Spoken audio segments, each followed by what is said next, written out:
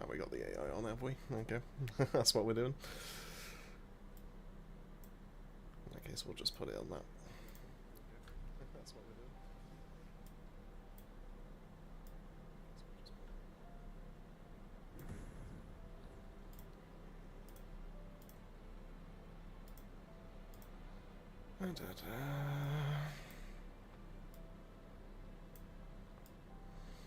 Okay, I think we're up and running.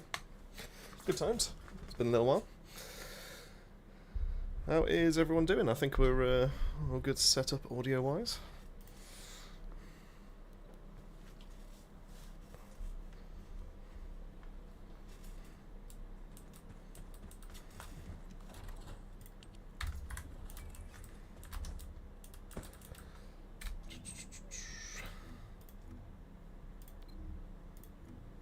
What have we got? Material boxes.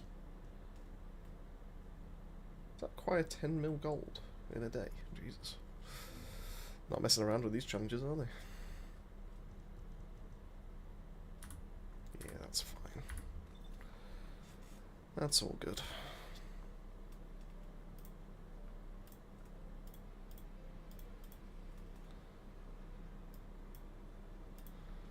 Fantastic stuff. Right. How's everyone doing? How's who have we got currently in the chat, I suppose? I'm gonna get used to this camera just moving around. I'm starting to think I probably should have took the AI tracking off that one, but heyo, it's fine. I suppose it's my face that you kind of need to see.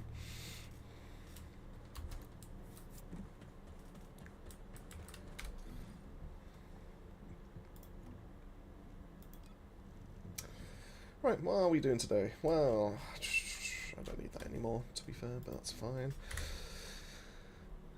So, today's stream's going to be a little bit of a shorter one considering weekend streams, but that's just purely down to the fact that I do want to be able to crack out maybe a couple of videos today, and I've got around about maybe half a script sorted. So, yeah, we've got a lot to be able to get on with today, and to be honest with you, I've been procrastinating a little bit and just been playing a lot of Hellclock instead, just to be able to before I could start the stream. So, yeah, we've got a lot of stuff on. How has everyone's weekend been treating them?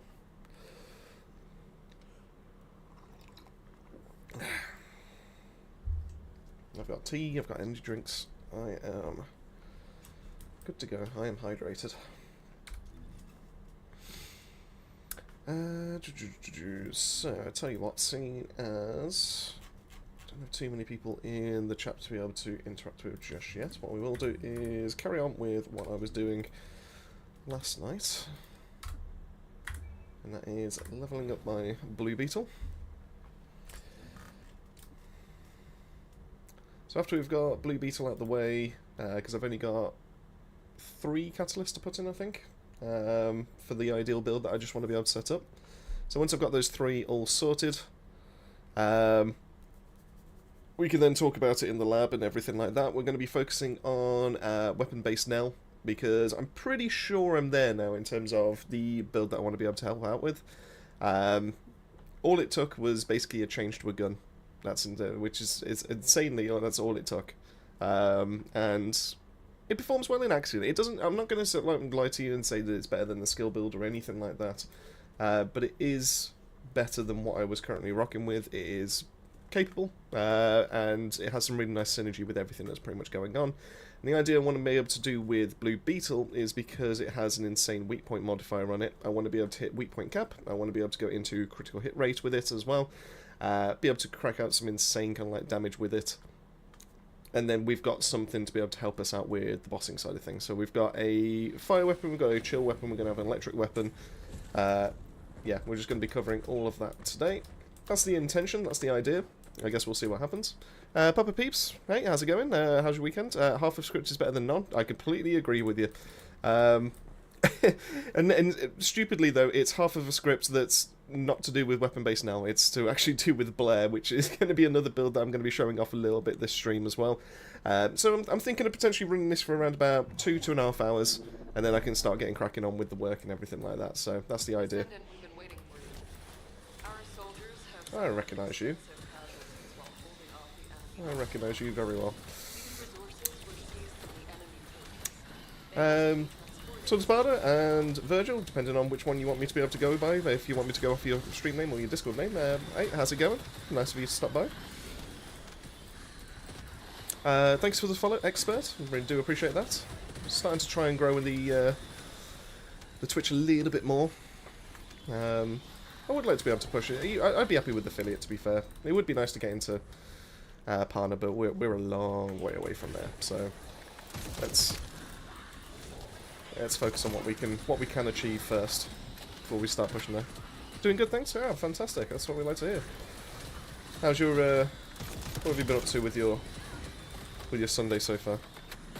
Yo, Shane, I've just been saying it's I recognise you.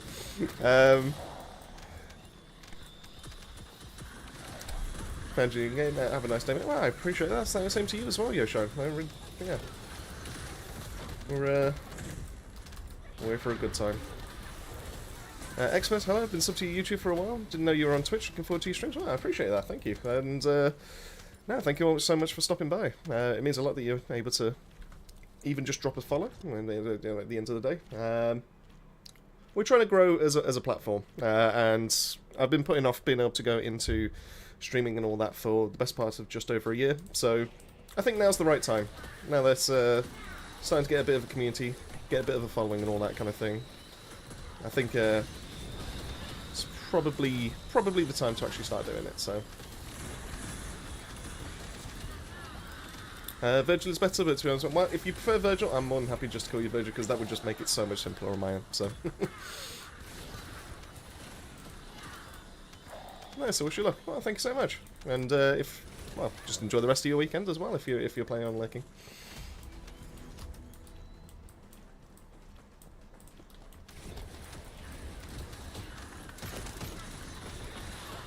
So yeah, so let's so I'm gonna just start it off nice and easily, just with a couple of runs of Fortress Defense. I probably should also actually put on a gold booster because this is pretty good for gold farming. Let's go for a 7-day one, just because I know I'm going to be playing the game. Yeah, so let's get a few levels of this out of the way. Then we can go into the lab. I want to be able to test this against Deathstalker. That's the main reason why I want to be able to get the Blue Beetle fully catted up. And then from there we can talk about, we can do a few runs in Axion, show her off, because I do need to be able to get some gameplay as well. And we can just talk about what makes weapon-based Nell good, what makes her not so good. And after we've had a little bit of that, we can then swap over to the Blair build that I've been currently working on, which is hilariously good in Axion. I think a lot of people have currently been sleeping on Blair for the time being. You farming weapons? No, this is just purely for the weapon XP. So I've got all the weapons. Well, I don't know why I went into that screen, but it doesn't really help. Got all the weapons already up to max ranks and everything like that. I don't need to farm any more parts. In fact, I've even got boxes for weapons if I ever need to be able to actually just get something new. So I've got 5 weapons ready to be able to drop should I need some duplicates. No, this is just purely for weapon XP. But because Blue Beetle is a scout rifle, works quite nicely with Valby and everything like that. It's actually not a bad farm. You can literally just alternate back and forth between spamming both of the lanes, and you're normally pretty good to go.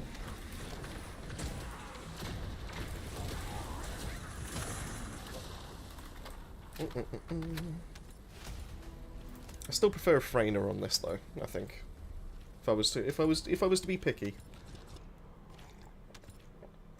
So we're up to level 33, so should be by the end of wave 9, wave 10, and we should be up to level 40 ready for us to be able to cat. I need to do some catalyst farming at some point as well. Starting to get through those really, really quickly, considering all the weapon guides and all that kind of stuff that's been done on the channel. I've got a fair few mats, it's just the actual blueprints themselves, the 20%. Always the way.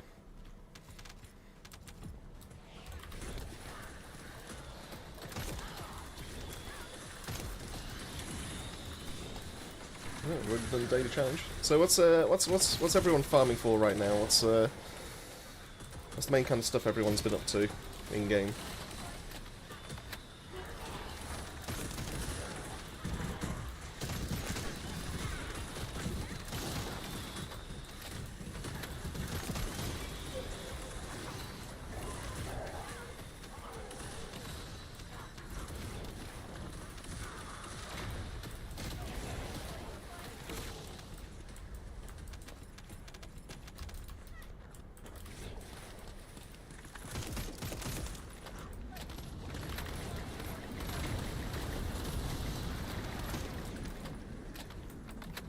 Cool.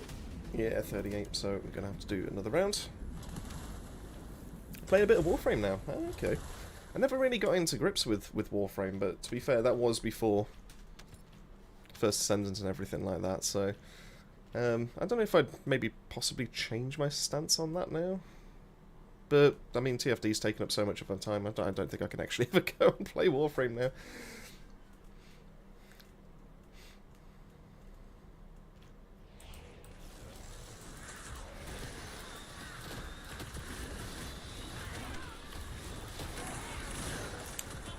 What else we got? Maxing out Excava? Oh, okay, good choice of weapon.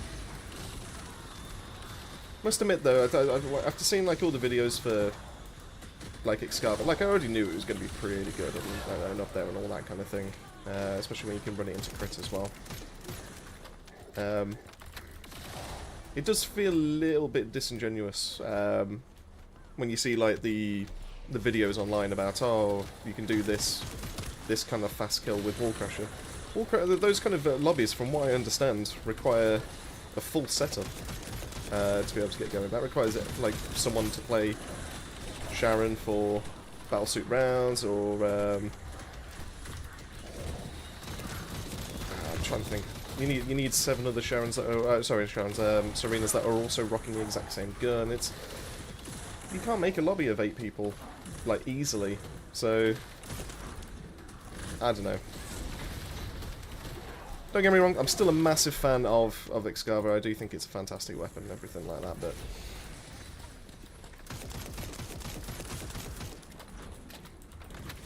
if you're gonna build it, I'd say just build it because it is actually a good weapon.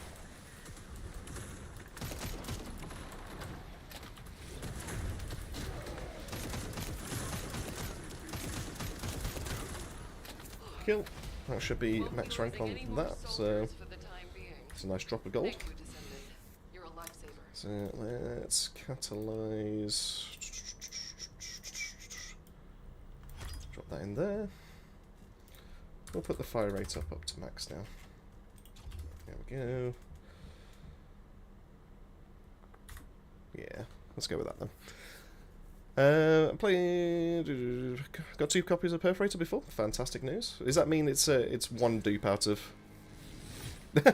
I've just seen that message. Where's the crit bunny build? Wait, hold on. I did a crit bunny build. It's on the channel. Is it the non-crit one that you're after? I did the supply moisture one, didn't I? Oh, crit bunny. Sorry. Do you know what? I've got the wrong way around. Apologies, my fault. I'm getting mixed up. I'm playing Valby and it's really messing with my mind. Sorry. I see you're never going to let that one go then.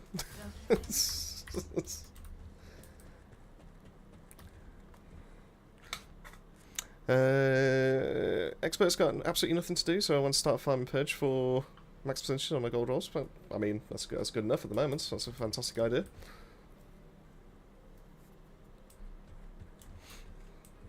No, Yosho, no, that's completely my fault. I got it mixed up. I was talking about Valby because I'm playing Valby. Yeah, no, it's...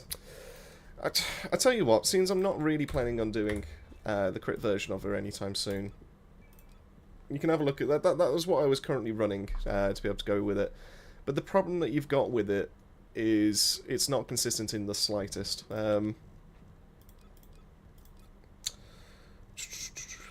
Just for the sake of it. We'll just slot that in. It's not the best roll. I do have a better roll than that and all that kind of thing, but just for the sake of it. So you want to still go into your crit, obviously with your main mods and all that kind of thing. You still want to go into your focus on for your cooldowns to be able to get your condense back and everything like that. A dangerous ambush will help you with the mobbing side of things, to be able to get that first initial burst off before they can actually target you if you manage to get to their spawns and everything like that. The problem that I have with this is that if you talk about skill critical hit rate, it's just not fantastic, and it's also a little bit awkward to be able to actually go try and get kicking off. So you need to use Blue Beetle because your 1 and 4 are going to be fusion based. That will then give you 115% of your additional skill critical hit rate. Do you know what? Where's... I don't think we have the slot for it. What would have made it really nice and consistent, a little bit more anyway, is there's a crit one. That one. Which gives you even more skill critical hit rate. But I don't think we have an Almandine slot, do we? No. So we can't even use that either to be able to help it. So if you activate Blue Beetle with this, I think... Does she have a 10% base, if I remember right? It's either 10 or 15%. Either way, you're not breaking through 50% critical hit rate, which just makes it a little bit awkward. It means you're either hitting like a wet noodle or you're actually going to be blasting everything away. And it does kind of work in Purge. You can get this to work inside of Purge 10 a little bit, to an extent. But you are heavily reliant on your condense coming back to be able to deal that massive amount of damage. And it's just a bit... I personally found it clunky, but I understand that other people might really enjoy it. If you were going to go that route, then I'd probably recommend that you get a cooldown on your reactor.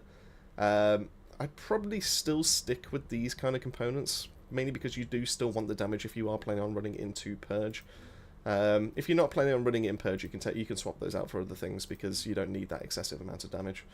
But yeah, overall, probably the best kind of like run for it. But that's what I would do if I was going to do a crit setup for Bunny. Like I said, I try to only recommend builds on the channel that I stand by, that I would personally use, that I would quite happily just go, this is what I'm doing, this is what I'm going to be using. If I want to be able to, like if I wanted a preset and all that kind of thing, this is what I would actually go for. But I can't recommend crit over non-crit, if that makes sense, because it's much more consistent to be able to go for non-crit, and non-crit is able to easily farm, including Sigma Sector, one-shots with her emission with a skill 3. So where does crit kind of come into it to take it into Purge? But if you're going into Purge, why would you be running Bunny? You might as well be running something that's a little bit more designed for Purge. That's just my personal stance. So I mean, maybe one day I will revisit, but for the time being, I can't recommend crit over non-crit. But hey, that's my thing. So Bunnies fell off in the current meta. Yeah, I mean, have you tried using an Axion? Because it's not a fun, not a fun time. Once again, you're heavily reliant on your condense. And I think this just kind of, once again, if I apply that again, it would have been fine if High Voltage got a boost. If the High Voltage got a boost to the amount of targets that he could hit, so if we just swap that over, if it was instead of 3, so that we're not constantly dealing with 300 enemies on the screen at a time, and we've got to try and proc this over 100 times, at minimum, to be able to get the most out. But then you're also losing out on condense. It's... High Voltage could have really done with... I don't know, man. Maybe even... I probably wouldn't have even been upset if this actually got bumped up to max of 10 hits, to be honest. The skill power modifier is not exactly a huge increase, let's be honest. And we're facing more and more mobs. I don't think 3 monsters is enough for this to be able to justify itself being a red mod. I think if this got bumped up to 10, might be a little bit more viable. you know, because you still want to control it at the end of the day, because you're doing more damage but more focused and everything like that. So there's got to be some kind of trade-off. But yeah, it's crazy to think that high voltage used to be like the best red mod for Bunny, and now all of a sudden it's just fell off a cliff because it kind of sucks. So weird one. But condense is easily the best one to be able to go for, really, nowadays. You can get condense to do some work in Axion. I would probably only ever rock a Bunny if you were going co-op, though. She's just not that reliable to use by herself. There's not, in some cases, on some levels, there's not even enough room to be able to actually move around and use her efficiently and everything like that, which just kind of sucks. Dangerous Ambush is probably one of the worst things to be able to go for now. Just because you cannot reliably one-hit mobs before they spawn. So Dangerous Ambush probably could be swapped over for something like Decimator. What was I... Oh, yeah, funny enough. Here's one I prepared earlier. I've only just noticed I had a preset for Axion. So yeah, so it's one of those. I think Axion was made with nerfing Freyna Bunny in as to a degree, just slightly across the board, to be able to actually like open up some more difficulty. And I do think that Axiom does a really good job of doing that, to be fair. Yeah, that's...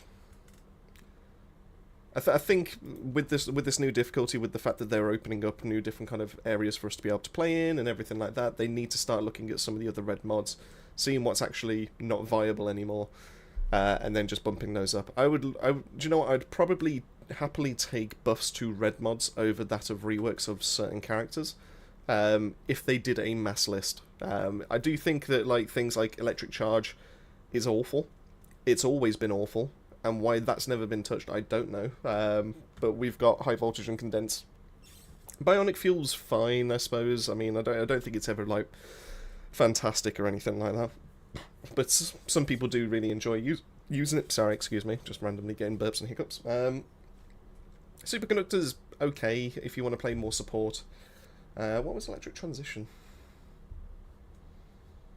I mean, it's fine. It opens up different avenues of being different kind of like playstyles and all that kind of thing. But anything that's specifically for damage needs a look at. Electric Charge is just awful. I remember testing that out within like the first like month or two of this game coming out, and getting this, and then realizing that you needed to stack up this to 100% to 100 stacks for it to then do damage, which was hilarious.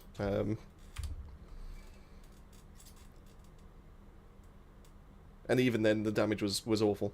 So, but you get a stack every single time you hit an enemy with a double jump. So, great, fantastic idea. Yeah, oh, person needs a raise. Whoever came up with that idea. So, yeah, like I said, Bunny's okay for like residual damage and all that kind of thing. But if you're looking to be able to run through Axion like no issues and all that kind of thing, yeah, absolutely not the play. So swap back to Valby. Let's get the last few levels of this sorted. So I need 1, 2, 3.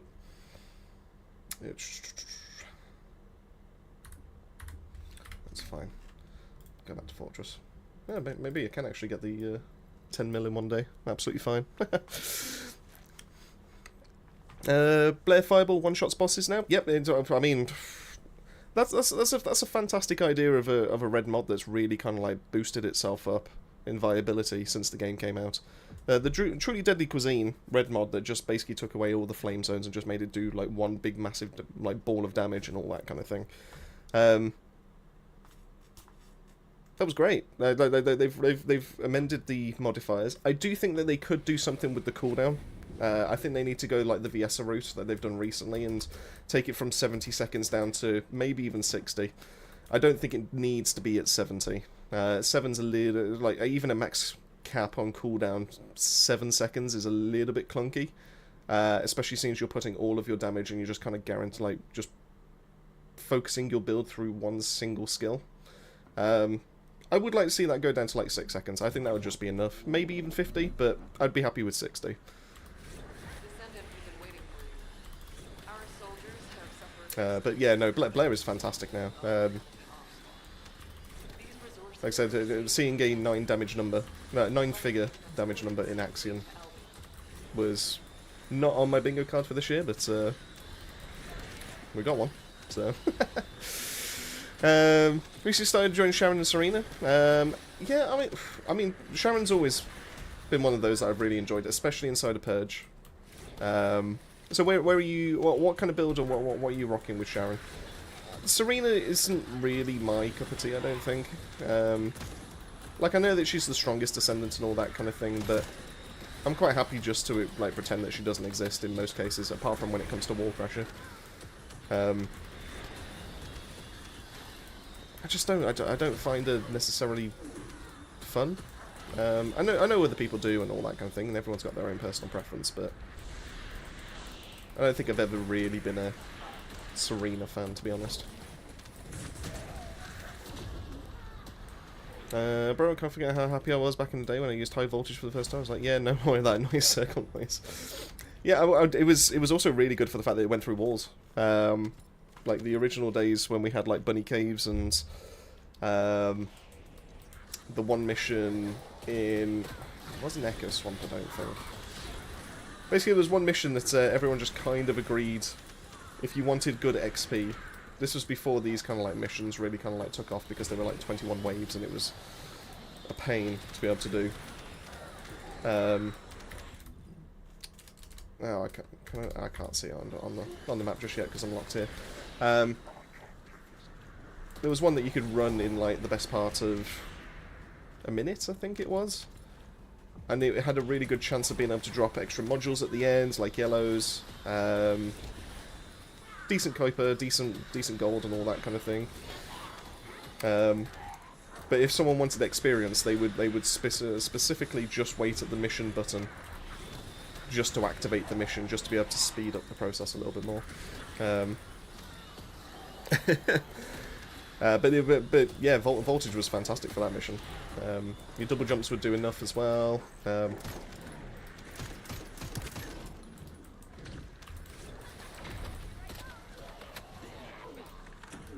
I miss the old build days where people were just talking about whether high voltage was the play or not. Good times.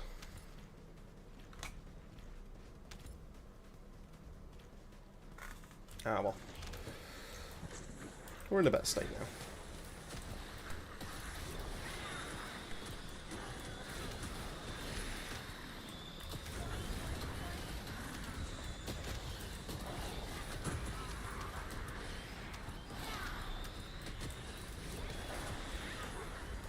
Oh, and Sharon Purge, I use your build, the 1-1-1. Oh, it is OP. Yeah, no, I love that build. That's...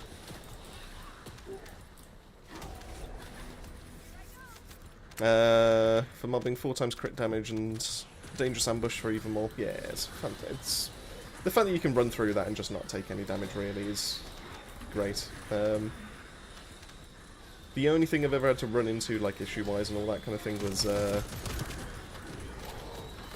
ones with the bombs on their back. God, I hate those. They've got worse inside of Axion, I'll tell you that much. The amount of times I've used Power Beyond just to be able to suck like an enemy, like group them all into one space, and then next thing I know, I've just got one of them just leaping out of the pile.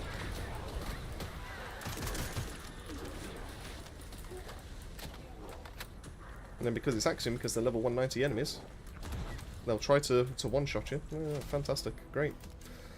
Wish I could do something about that one, but hey.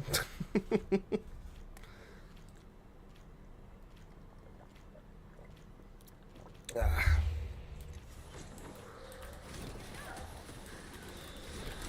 well. They say these things just to test us, I think. So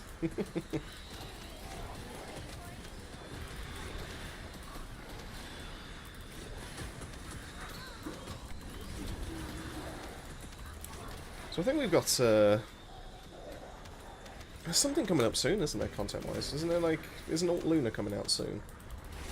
Or have I got that wrong?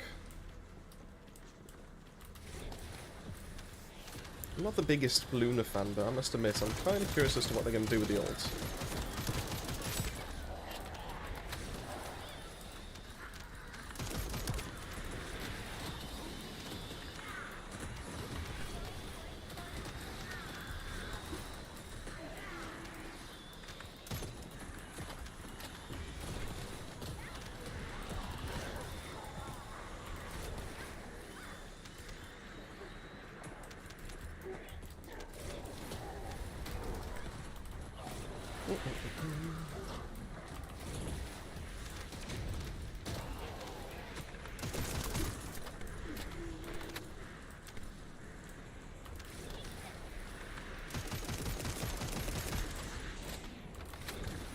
not bad, not bad.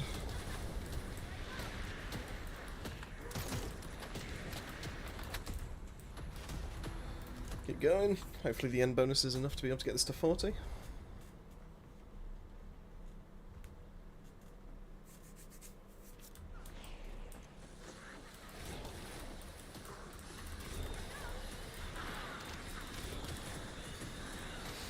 Might have a check out in a sec.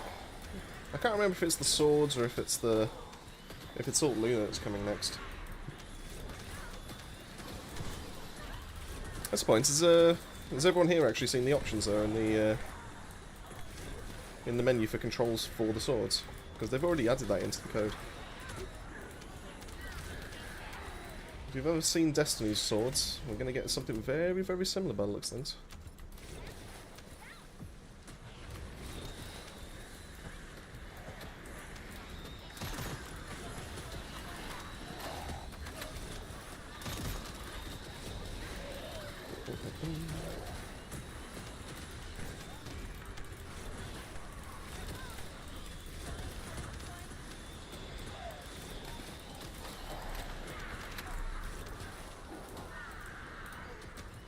Actually, I know a really good topic that we can cover. So, I'm currently looking into the like the stream stuff and everything like that, in terms of like features and everything like that, for people to enjoy when they're here. What features would people like to actually see added to it? Like, I can sort out on the bot and all that kind of thing. I can have a look into it. Like, do people want like channel points and stuff like that to be able to mess about with? More sound effects. I'm open to suggestions. Yeah, typical 38. Thank you, Descendant. You're a lifesaver. That's fine. Just because this is only like my 4th stream in, to be honest with you, and I've never really I've never really looked into that side of things, so I want to be able to make things that are a little bit more interactive, a little bit more fun. I know obviously Twitch has a bit more of that going on for it and everything like that. I do want to add in like a text bar to link to certain builds, so if you wanted to find something specific of mine, you enter in a keyword and then it will just instantly link you to it and stuff like that. That's stuff that I'm going to probably look into this week. I'm also going to speak with a few people to see if we can get some custom emotes and get some like music on the channel and stuff like that. So there's a few things that I do want to be able to mess about with that I'm going to have like in the works. But I'm just curious what other features people like really tend to enjoy when it comes to like streams and, you know, information and stuff like that. Thank you so much for the follow there, Raging Pikachu 01. I really do appreciate it. Hope your weekend's going well. These resources were seized from the enemy fortress. They must be transported safely to Element.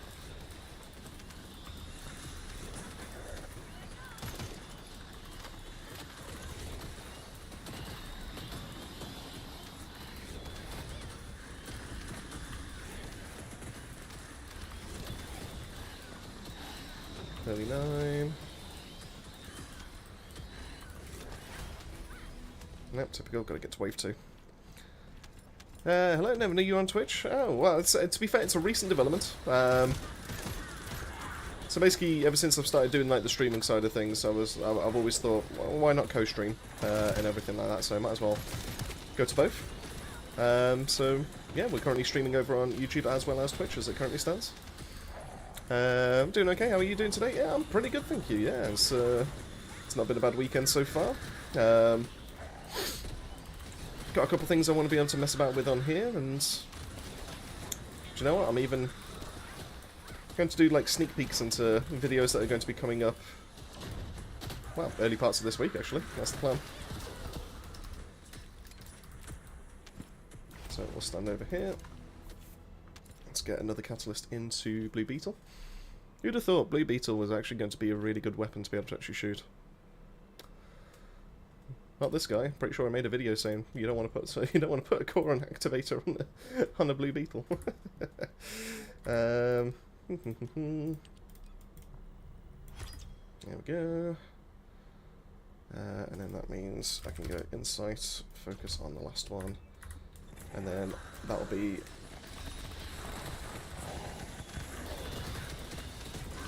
everything. Testing the new Valby build. No, actually, the reason I'm using Valby at the moment is because she's one of the easier mobbers to be able to use to level up scout rifles. So I do want the weapon equipped in my hand, just to be able to level up the blue beetle. After we've managed to level this up twice more, or be able to put 2 more catalysts into it anyway, we'll then be swapping over to weapon-based Nell. Mainly because I do actually want to use this against something like a boss like Deathstalker or something like that with the electric attack. It's also got a really good, really solid... Oh, thank you for telling me that. Weak point multiplier, 3.93x. So you can really do some nasty damage with her ultimate just with this weapon alone, even without anything built into it. Because the 35% that you get from activating your skill 4 will also be affected by the multipliers that has everything to do with it. So yeah, we got some things to be able to show off today. I've been putting it, well, I say I've been putting it off. I've been really struggling trying to find a really good weapon-based Nell build to actually try and like show to you, and I think we're now pretty much there. So yeah, so I'm hoping I'll have something out for that. That guy Sai, hey Rays, how's it going, man? I'm all good, thank you, Sai. How's everything your side? How's your weekend treating you? Thank you for the follow there, Quartergorn. Really do appreciate that. And I think we also got a new subscription as well over on the YouTube side of things. Turns out my streaming thing is not going to tell me what name that is, so if you're in the chat, and I really do appreciate that. Tell me how your weekend's going. I saw it for a split second, but I don't know where it's gone. Pretty good, man. Just woke up. Oh, fantastic stuff. What's your day looking like anyway? Oh, where's the person that we need to save?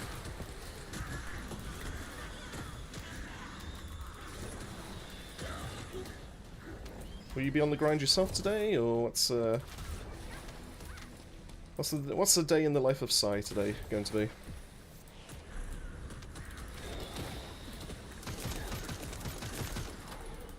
Already feels pretty strong, this, to be fair.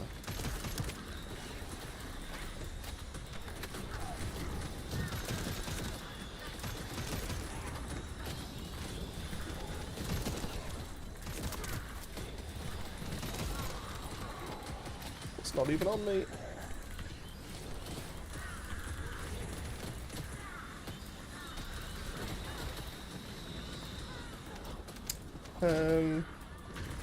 No, it's just occurred to me. Yeah, the Valve build that's currently being shown is basically the Supply Moisture one, the crit base Valve that I did do a video not too long ago. It's the one that pretty much tackles Purge 10 just fine by itself and everything. No plans today, just relaxing in the house after I finish some chores. Fantastic. No, oh, well, we're just having 2 people. Oh, okay. Alright then, fine. I guess we'll call it there. No, I was doing the heavy lifting or anything like that, that's fine. Where are we up to on that? 23. Yeah, that's fine. We'll just go again. We'll just keep going. Let's get this out of the way. The sooner this is out of the way, the easier we can actually start moving on to everything else.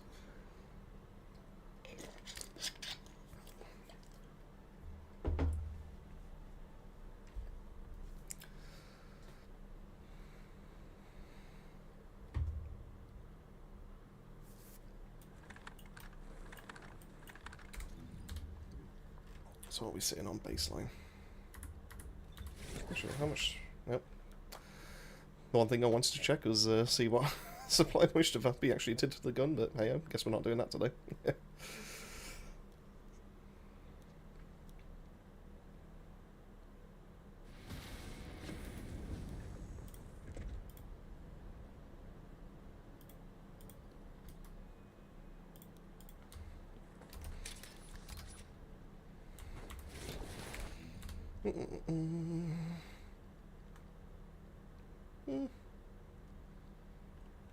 It's fine. I'm not going to be using it on Valby anyway, but that's not the point.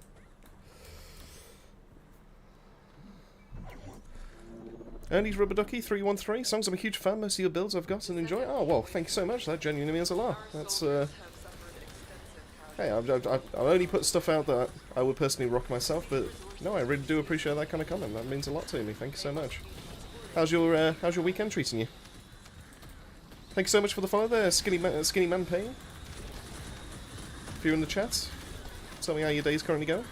As well as the follow from Ernie's Rubber Ducky. Thank God, this, I wasn't expecting this today.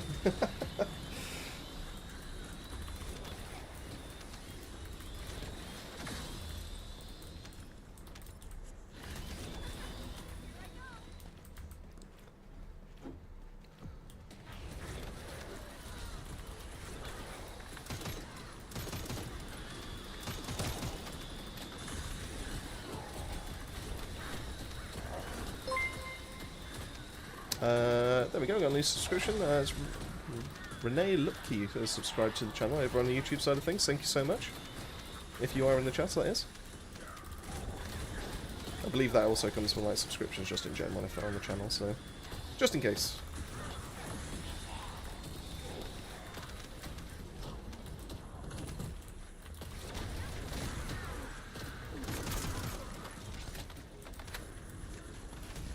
Get that out of the way.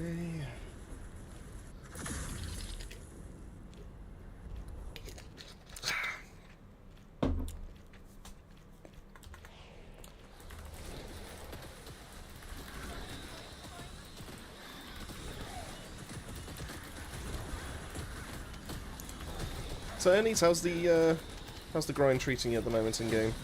Is there anything specific you're after at the moment, or have you actually got everything currently leveled up that you need? Actually, do you know what? I'll go even one better. Which is your current favourite descendant that's currently in the game right now? I want to see if I'm currently working on a build for them.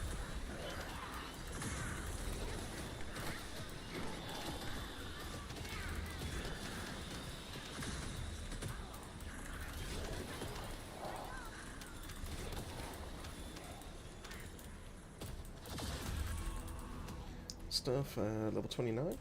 Cool.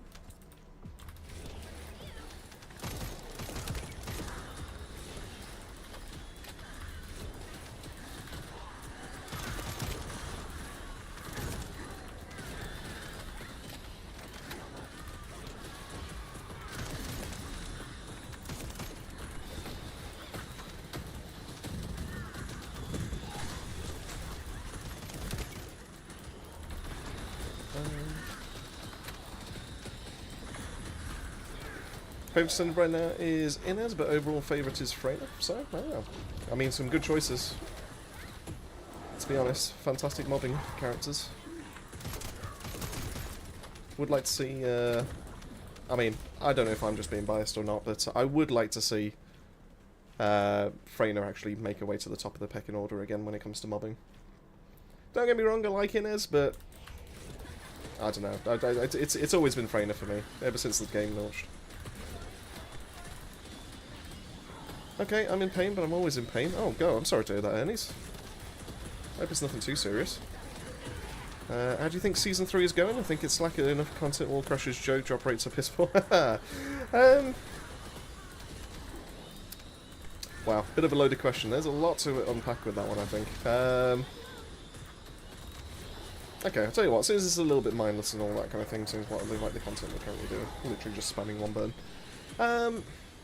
Okay, Season 3 as a whole.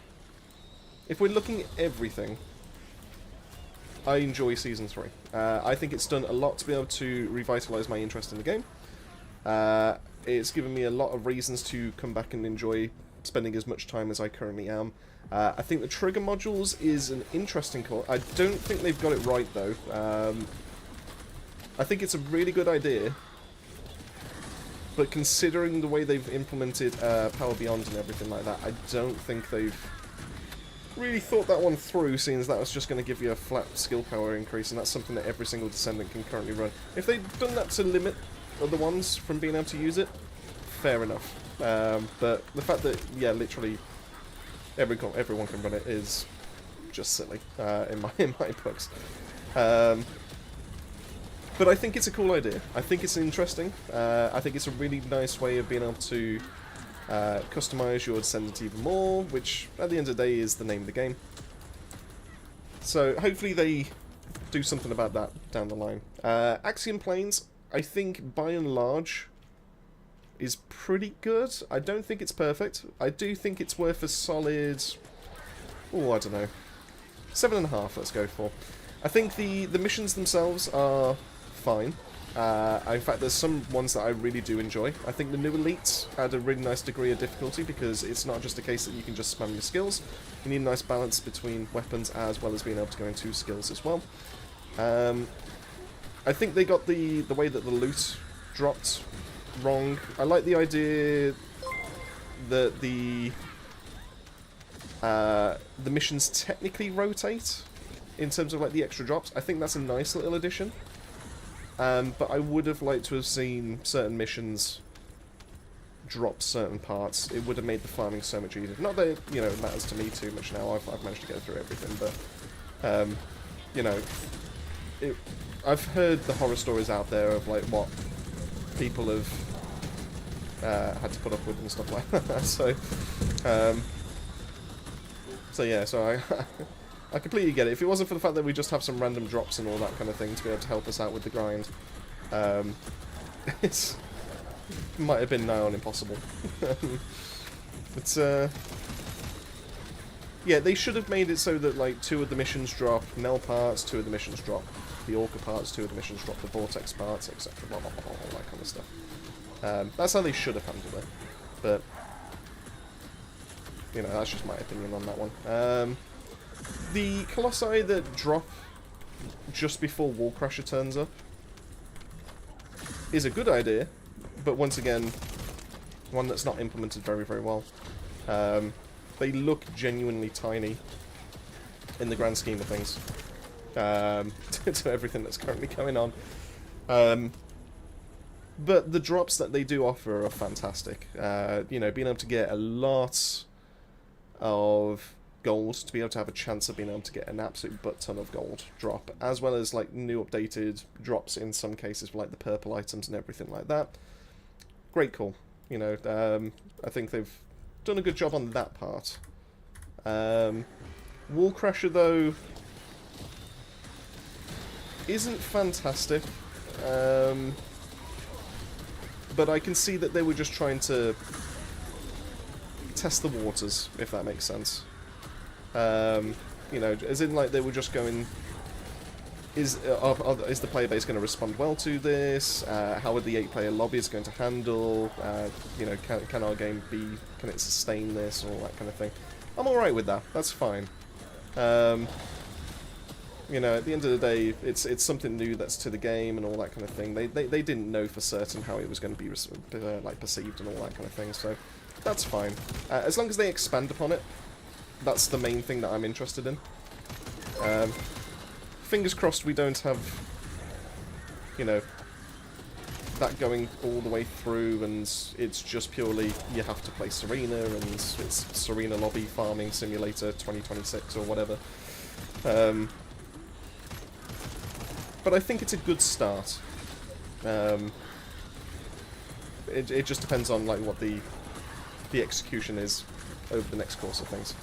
The new weapons, fine, I guess. Eraser's okay. Exterminator is probably only going to be good for Season 3. Literally just until we... well, Season 3 and / Axiom Planes.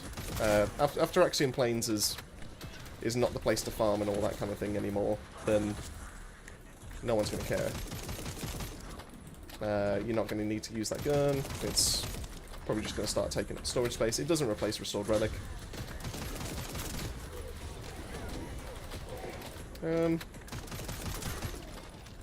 That feels pretty good. We won't be losing any more soldiers. So yeah, Thank you, Descendant. You're a lifesaver.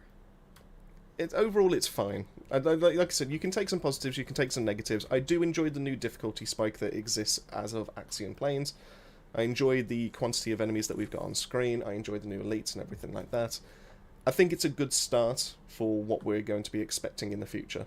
And if I look at it that way, I think it's a great update. If I'm looking at it purely from a case of, oh, we got some new missions. We got one big Colossus that is literally a bullet sponge. And that's about it. Then, whatever. You know. It's not a great update if I just purely look at it that way. I do think that Stormhanger and the cosmetics that came with it are easily the best they've done so far. And that alone, you know, elevates that patch for me. Elevates Season 3 as a whole. Considering what we had for, what was the first one, Infernal Walker? And the skins that came with that. I don't think I've ever seen anything go so bad to now what we're at right now, which is so good. So yeah, I think it's an absolute goated skin. I happily would have paid for that in the shop. Like, I easily would have done that. So, once I've got a few more builds out of my way, I'm going to be grinding out for all those green tickets and everything like that, so just to be able to get every single Descendant for that, because it is just such a good skin. So yeah. Virgil's also dropped me a follow over on the Twitch. I appreciate it. Thank you so much. I heard the scared of making strong weapons, because stronger guns means a stronger Serena. Yeah, I mean, that's fair enough. But then, once again, that's an issue that they've created of their own making. You know, that's... I don't think anyone really can deny that Serena isn't too strong for this game right now. Like, it's not even close. And I get that they're a little bit concerned with, you know, like freeing it up or like nerfing her again and all that kind of thing. And I get that, and you know, after what happened with Inez and everything like, but can anyone specifically, like, categorically tell me Serena is balanced right now? And I don't think anyone can. I really don't. So I would have been happy with another nerf. I think she's way overtuned as it currently stands, and it's unhealthy for the game, because if we're balancing it around Serena, then you know, that means other things, like other content and all that kind of thing's got to suffer. You know, that means that future Descendants are also going to then have to come out to the same power degree that she is. And I don't think that's right, because then that absolutely just, like, trivializes, like, 400% and everything. It's just not needed, you know? But everyone votes with their Steam reviews, and next thing you know, we've got mostly negative once again over on the Steam store, so... I don't know, it's a complex problem, but it is one that does need addressing at some point, I think. Or they can just keep doing what they do right now, which is do the Abyss bosses, but make it so that weapon builds are struggling against them, but then that hurts other weapon-based characters and all that kind of thing. It kind of sucks across the board, really, I think. But, hey. Ernie's, I heard you're friends with the Formation? I like to think so. Yeah, well, we got to know each other quite well during the Outriders days. Back when I was making content for a channel called Babylon. And we got to be on the Ambassador program, and then I think we popped into like a couple of his streams at the time, and we were just helping him out with stream carries and stuff like that, and next thing you know, we've just been speaking ever since, and yeah, he's an absolute sound guy. He's easily one of the soundest guys I actually know. So helpful if I need something, if I need to just message him about something, all that kind of thing. He's very welcoming. Yeah, all round fantastic chap.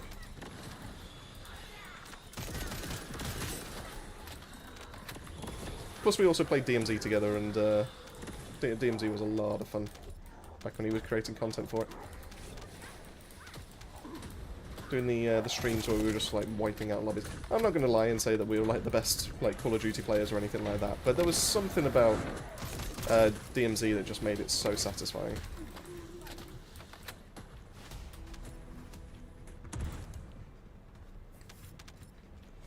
Right, 7 levels away, and then we can start focusing on the rest of the stuff, and we can start doing some recordings, so that's fine. Yeah, we should be able to get 7 levels in the last 4 rounds. And then we can head over to Axiom and we can start talking about Nell.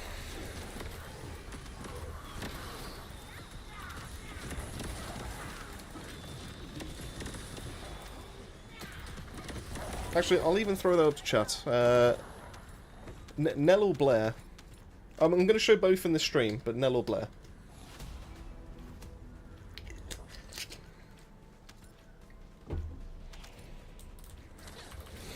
Oh wow, Onis, that's a heck of a list to be on. To be honest with you,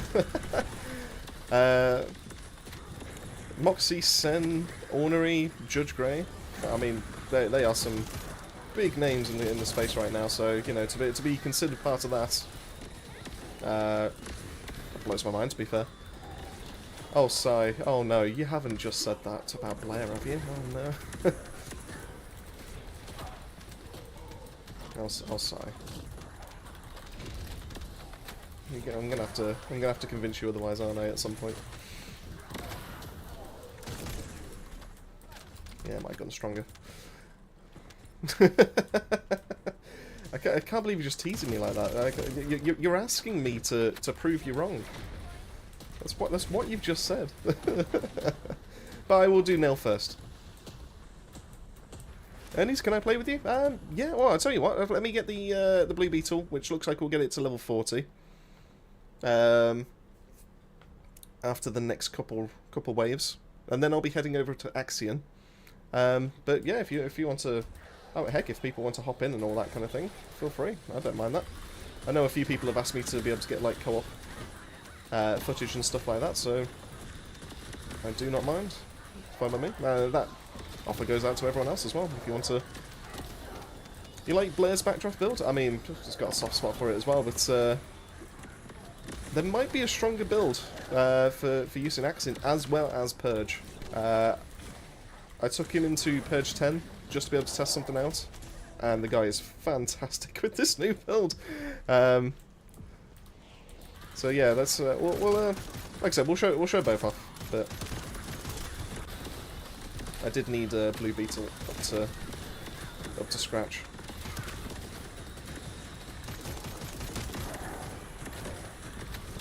Now I'm going to fully build it up there, because I kind of do want it to go like a faster rate of fire, but I suppose this will do.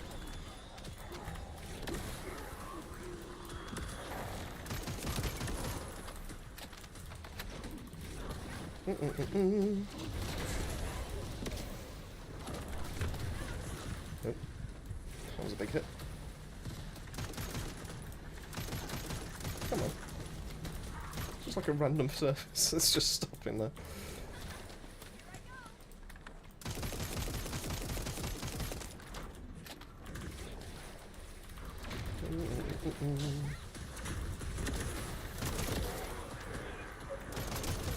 And gone.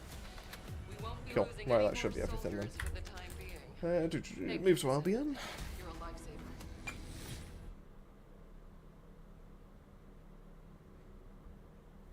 Let's get this catalyzed up.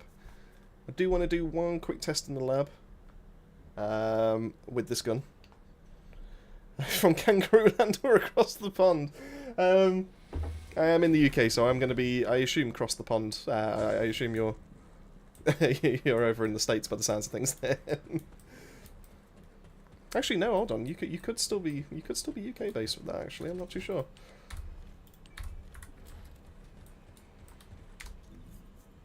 Usually, it works both ways when it comes to across the pond.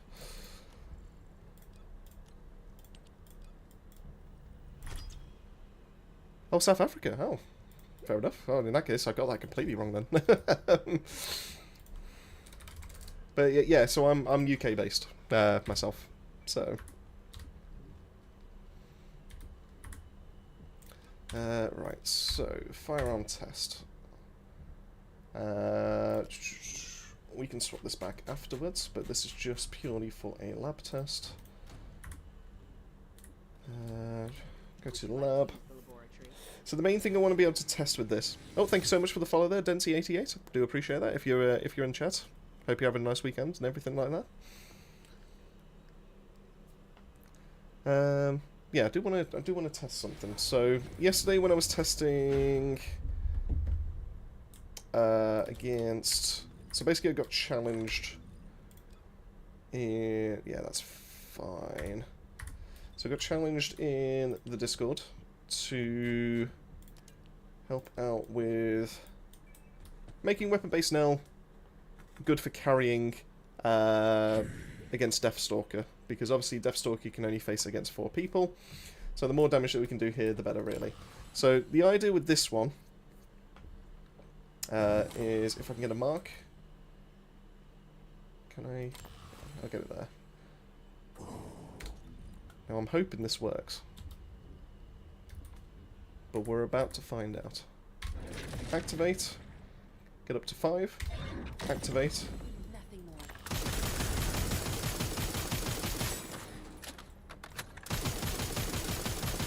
Might be crit related, but come on, there we go, 3 nights. Okay, I'm happy with that damage.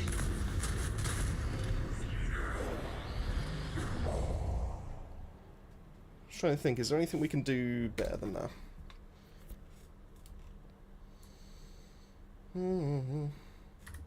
She's still in the buff, she is. We haven't quite hit well then.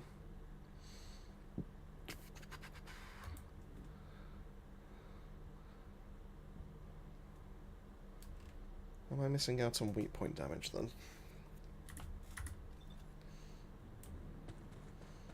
So if I activate this. Ah, there we go. That's better. That's fine. So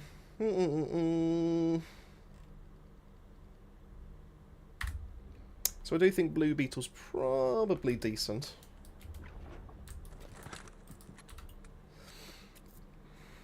Right, so tried bees on toast recently. Go on then. You've got me interested. How did you find that? Is that going to be like a new diet staple for yourself? Ralphie90, thank you so much. How's it? Nice of you to pop into the chat. How's your weekend currently treating you? Can you do a Hammer and Anvil build and Keelan Axion build, please? So Keelan is going to be on my list to cover for Axion at some point. As for Hammer and Anvil, it's really hard to kind of suggest as a gun, because it doesn't really do anything special.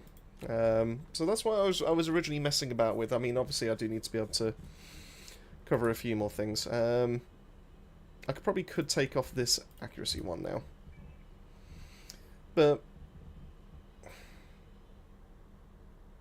the gun's not really that great, in all honesty. The damage is fairly low, shell capacity's fine, weak point damage is passable. Oh, you're not thinking the Hammer and Anvil. No, sorry, saying not the Hammer and Anvil. Yeah, to be fair, obviously I don't have the best cores on this just yet. I mean, it probably would make more sense to go into electric with this kind of setup and everything like that. I think I was probably a little bit shy on cores at the time being, but I could probably fix that, so that's fine. I'm loading. It's just not... If we just get an idea... Oh, we'll just... Do you know what? We'll even not put him in boot. God, that is a lot of noise. You'd want your shotgun to kind of technically do more than that. But then you also have this weird alternate fire, which extends its range.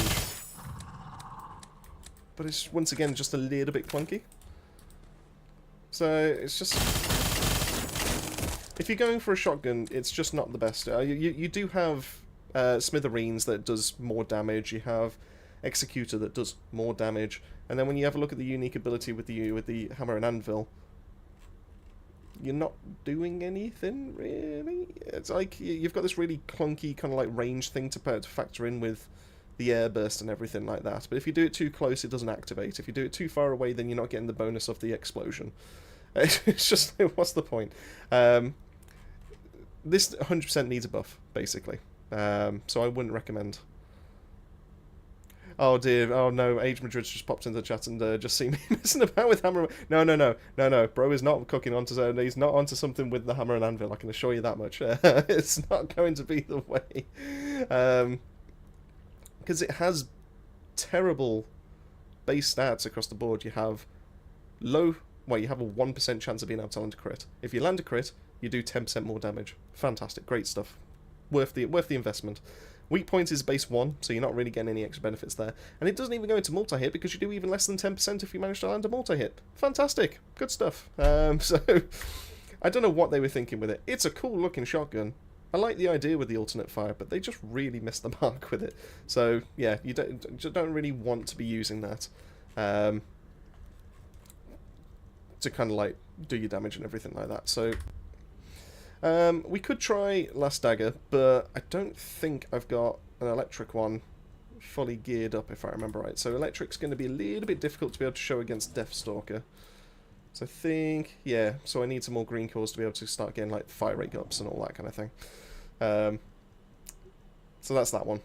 That's the next thing for me to core up and everything like that. So, yeah, well. Shiva's Interwebs, good morning, afternoon, night, everyone. Hope you're all well. Yeah, I'm all good to this side. How's everything over your way? I've got to come up with like a shorter name to be able to call for you. But no, thank you so much for stopping by on the stream. Hope everything's all good your side. How's your weekend treating you? And also thank you for the follow over on the Twitch side of things as well. How about Afterglow?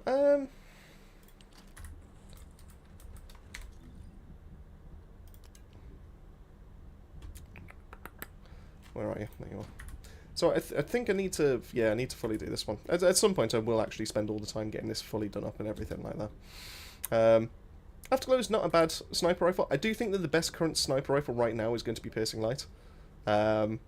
Just because you can do so much by going into multi-hit. Whereas Afterglow is specific to crit, if I remember right. I mean, it's got good crit stats and everything like that. Yeah, so it gets extra crit rate and everything like that when it starts hitting bigger enemies, which is great. But if you want real kind of like damage, Piercing Light seems to be the way, seems to be the play, because you can get an insane amount of base stat. You can build into multi-hit chance and also multi-hit damage with it. It's got decent like crits and all that kind of thing. But then the weak point is insanely good. So you can... I mean, you can get like confirmed crit rate as well if you do manage to pierce multiple targets. So if you go for, if we go for like a Legion of Darkness and we go for that, and then we go quantity to max. Perhaps if I actually click the button. There we go. So the idea would be that you activate your thing, do that, pull them all together. And we're already doing 174 mil just from that kind of thing. But if you go one step further by then reloading and then doing the same again, that's an insane amount of damage to be able to do. Because we just went from 140 mil up to 784, which means that we've just hit 600 or something. And the reason why is because you get so much from your multi-hit damage and everything like that. And the reason why is because this is the kind of build that you want to go for.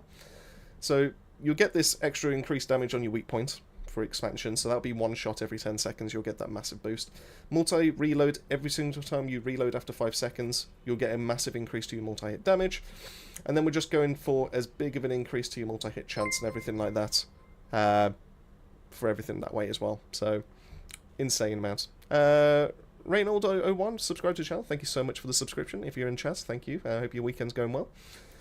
But yeah, that's essentially what you want to kind of do. Piercing Light would kind of work on now if it wasn't for the fact that we are going for the Ricochet. I mean, if we do it this way, activate that, activate that. Do you know what? I probably should have put the Ricochet bits on. But I can't do it now, because...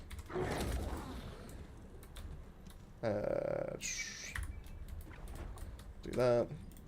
We can see what the Ricochet kind of comes out at. But this is the one thing that's kind of put me off going for ricochet is because of the low rate of fire. But if we do that, we're off to 26 mil.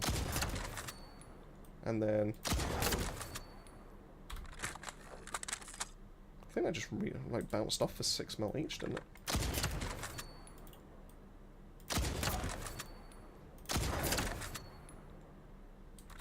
It's not bad for ricochets, to be fair.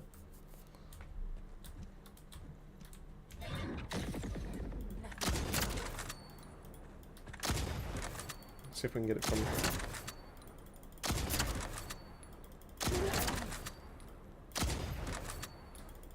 Come on, hit fire.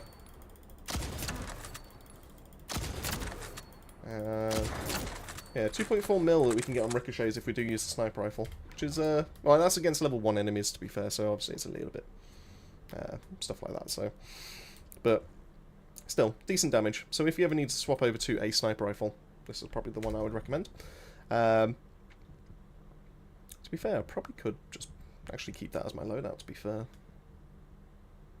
3 different ammo types and everything like that. I think we're all good. Yeah, let's do that.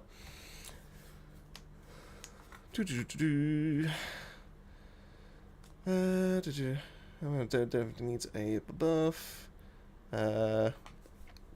Use a more general build for Last Dagger with crit damage core. Yeah, no, that's a good shout, to be fair, Si. To be fair, I was doing that for the majority of the time. Because the gun has a 2x into its basic stats and everything like that. It's actually a really good shout. I was doing that for the longest time until I realised that if you actually go into the base stats, you would actually do a little bit more damage. But if you're going that route, you do need one for every single element. So if you want a generic one, you just need one Last Dagger, and that's the only one that you ever need, then crit damage works.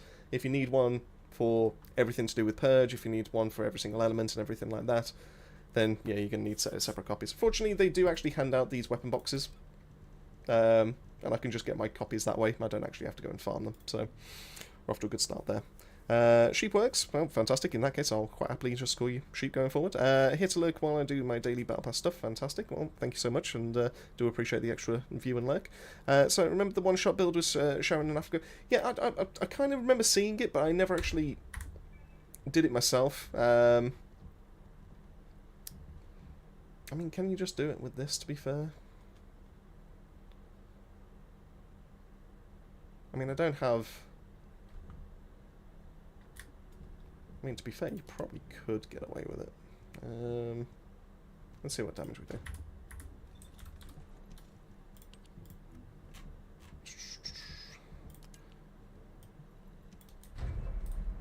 You on him. Unseen. Oh, do you know what? I just realised I need to fire. Reload. Initiating. That didn't... That did not do a lot.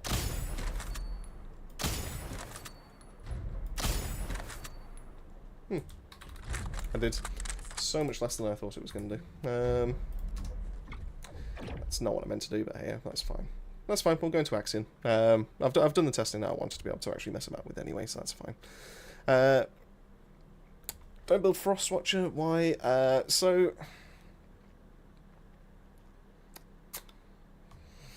We could talk about Frostwatcher, to be fair. So Frostwatcher's not a bad stat stick. So if we grab it here. So in terms of its roles, it's not bad across the board. Having one free slot, one firearm, one element, one green already is actually a pretty good starting place. I mean, obviously the purple's a little bit of a waste, but, you know, overall, not terrible. There's definitely worse ones out there. In terms of the actual stats that we do have on this, it does have an abysmal critical hit rate, but the reason why is because you do want to pair this up with Haley. It's her weapon, after all. So the critical hit damage in that case is not too bad. 1.8x is definitely workable. It would be nicer if it was a little bit higher, but it's definitely workable. The weak point damage at 2.81 is a fantastic multiplier, but that's the same for like scout rifles across the board and all that kind of thing. So that's easily workable to be able to get some really nice damage and everything like that. Mortar hits, alright, it's not the worst thing in the world and all that kind of thing. But the real reason as to why it's a little bit abysmal and all that kind of thing is because the fire rate is a little bit on the low side. You only have 2 green cores to be able to mess about with it at max because you have 1 free slot and 1 green one, so you can't bump this up quite nicely. The base stats and all that kind of thing are fine, I guess. I mean, it's nothing compared to if I grab blue beetle here. Actually, it does do a lot more base damage and all that kind of thing, but the blue beetle fires a little bit faster. And has better crits and all that kind of thing. So, because it doesn't have any ad clear, it doesn't have any like special effects or anything like that, you're not really going to use this on Nell. You might use the ballistic trackers on Haley, but that does require you to be able to land weak point shots and stuff like that. So it's just a really awkward gun to kind of like build into. I do like the fact that if you do go into the unique ability, you can use this on Viessa, you can use this on Haley to be able to get like the extra chill skill power. That's quite nice. But it's only a 30% chance of being able to trigger that. If you're going for like a firearm build with Haley, you're primarily going to go with something that fires a little bit faster. It's a little bit easier to be able to actually like take out the enemies that are in front of you as they start rushing towards you and things like that. I don't think it's the worst gun that currently exists in the game, but it's just not fantastic either, if that makes any sense. I think it's a little bit confused as to what it kind of like wants to be, because it's reducing like chill resistance, but it's also boosting up skill power, but it's a gun that you have to shoot to be able to get the skill power. So it's kind of trying to promote like a hybrid build and stuff like that, but it's got some heavy hitting like damage and all that kind of thing, but that's about it. It's like I say, it's a little bit cumbersome to be able to use. But that's the main kind of like gist as to why people tend to stay away from Frostwatcher. It's easier to be able to use other stat sticks to be able to help out with chill than it is to be able to actually use Frostwatcher. So that's the main kind of reasoning behind that kind of stuff, to be fair. Pardon me, sorry. Cool, so we can... I've just realised I still don't have a very good last dagger to be able to use generically here. Fantastic stuff. What do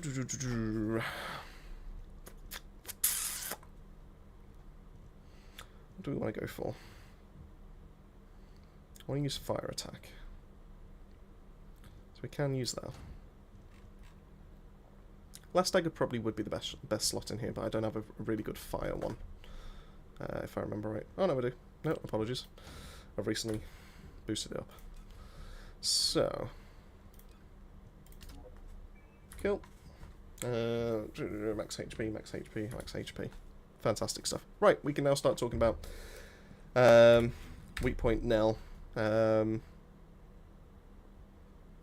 I invite you in if I just create a private lobby? Probably. We'll try that. And he's got a Barrett 50 cal with a pressurized CO2 canister build that will take out any void boss with a ballistic core armor piercing rounds. Oh dear. Well, I can't wait for that to get introduced into the game, to be fair. Well, for me, I can't stand ATAMs, and ATAMs is so good. I mean, ATAMs is really, really strong for a sniper rifle. I don't really enjoy the charging up of it and all that kind of thing, but that's just a me personal thing. Speaking of ATAMs, though, check out... Where is my ATAMs? Where is my ATAMs? There it is. Someone mentioned about how close it looks like to the Halo Covenant rifle, and with the new skin and everything like that. So I had to go and paint it. So I've now introduced Halo into my first Ascendant. So if you want that kind of colour scheme, let me know and I'll give you all the details about it and everything like that. But yeah, it's not turned it into Halo. Main character's a skilled space, so it doesn't help with it taking a big... that's fair enough from that kind of perspective. I mean, it's not a gun for everyone. It's definitely a fantastic firearm one. It's also a really strong gun just to kind of like fall back on if you needed something strong to be able to take out like a boss or something. So anyone that has like really good mobbing potential but doesn't necessarily have really good bossing clearing, like if you don't go for Condensed Bunny, if you don't go for... if you don't try and rock max cooldown Freyner, possibly could also be a really good shout. anything that needs like a really big punch could really benefit from the ATAMs, to be fair. But then saying that, you can also benefit from the last dagger, so, you know, personal preference, I guess. Right, what I'm going to do is, it was Ernie's, wasn't it? Had these, I had the code up here. Yeah, so Ernie's, give me one, let me just do one run. I just want to be able to talk this through. And then we'll discuss this with chat. We'll see if there's like any other suggestions. Everything's going round. We'll talk about like skill rotation and everything like that. And then I'll invite you in, and then we'll have like a couple of runs, and we'll just go like grab a little bit of footage and do it that way, if that all works for yourself. Retired South African Special Forces sniper for 18 years. Oh, fantastic. I mean, thank you for obviously your service to your own country and everything like that. 18 years out of my 38-year service. Wow, fantastic. 38 years. Must admit, my dad was in the army, and his fascination for, well, just the armed forces in general and everything like that. He got me. I know it's not the same, you know. I'm not about to sit here and say going into airsoft is anything like the armed forces. So please do not get me wrong on this. But because of his armed forces side of things, he got me into playing airsoft in terms of like with how the guns look, having a fascination for that side of things, strategies and tactics and all that kind of thing. And yeah, that's about as close as I got to to that side of things. Okay, so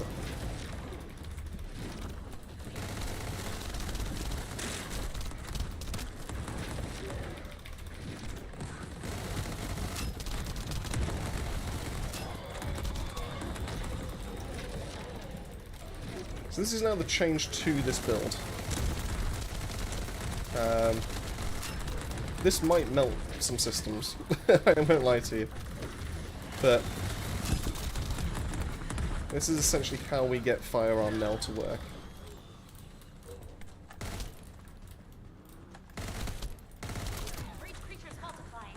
I've just realised I've got electric enhancement on, and I did not want electric enhancement on my inversion reinforcement.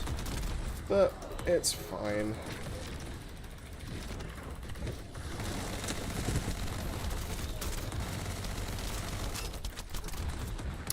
So this is the change to the build.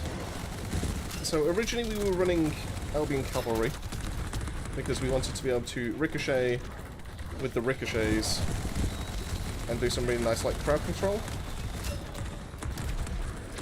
And now it's turned into a case of how much AoE can we do and how fast can we fire.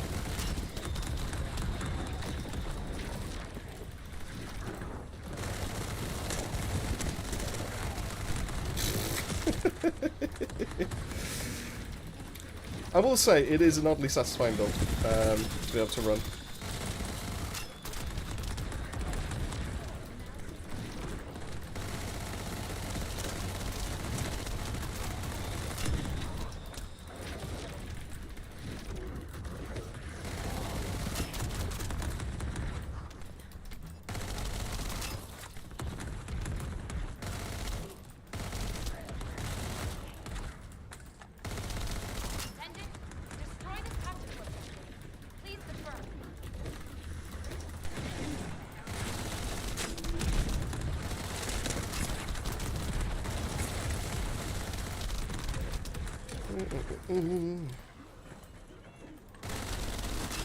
How many fire rate calls do I have? On this gun in particular, I think it's 3.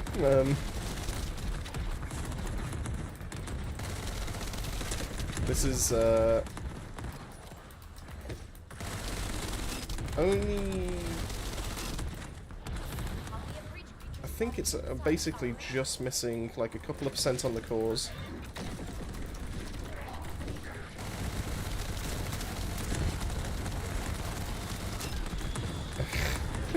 This might melt some systems.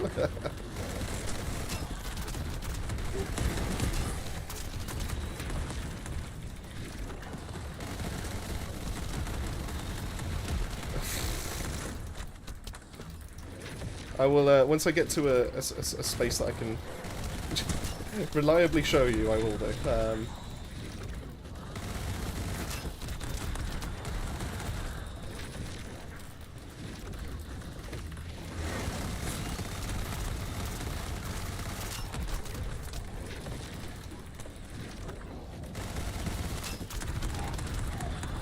But it does take out groups, as you can see.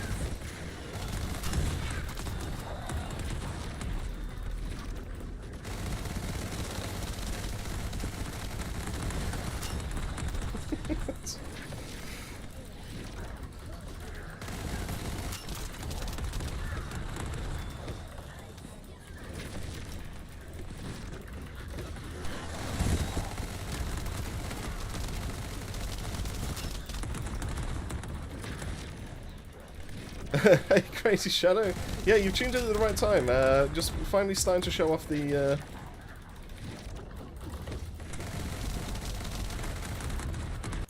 Okay, so now that we're there, that can slow them down. So, going into a triple fire rate core with this does limit the damage it can kind of do just in general, but it does allow it to get to a 2000 fire rate core, like amount of damage and all that kind of thing.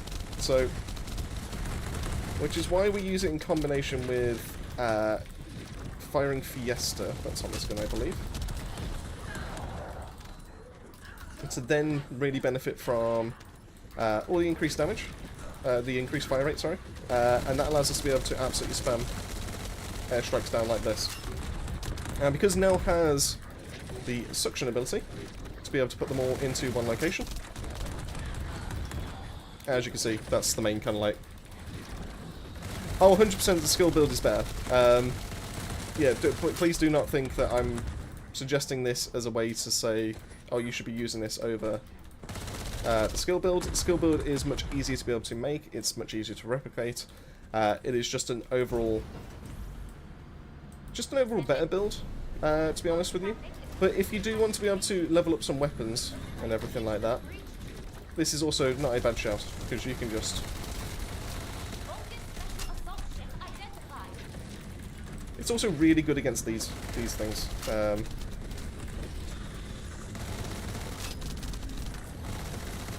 Because as you can see, it is just melting. If you ever play a skill-based Descendant and you go up against those, you will at times really struggle. But it is a fun build, and I probably will recommend it as that. I do think this build needs a buff. But is it viable? Yeah, it's viable. I mean, you can use it.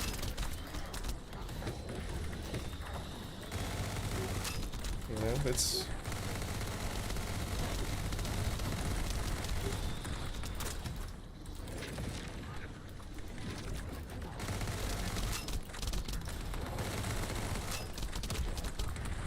It's more of a build just to have fun.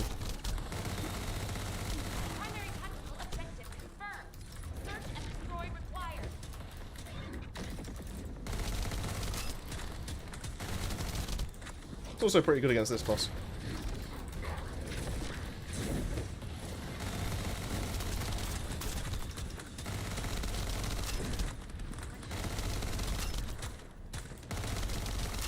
I mean, if you are going against this boss though, probably better to have like a single target gun like this. You know, Blue Beetle, Eraser, anything along those kind of lines. You'll have a better time. Like I said, it's not the fastest thing in the world. It will still get the missions done and everything like that, so if you do want to mess about with it, or if you just have Nell, but you're trying to farm for the skill node and stuff like the skill red mod and things like that, yeah, that can do it. But yeah, the skill build's 100% still better. But this does work.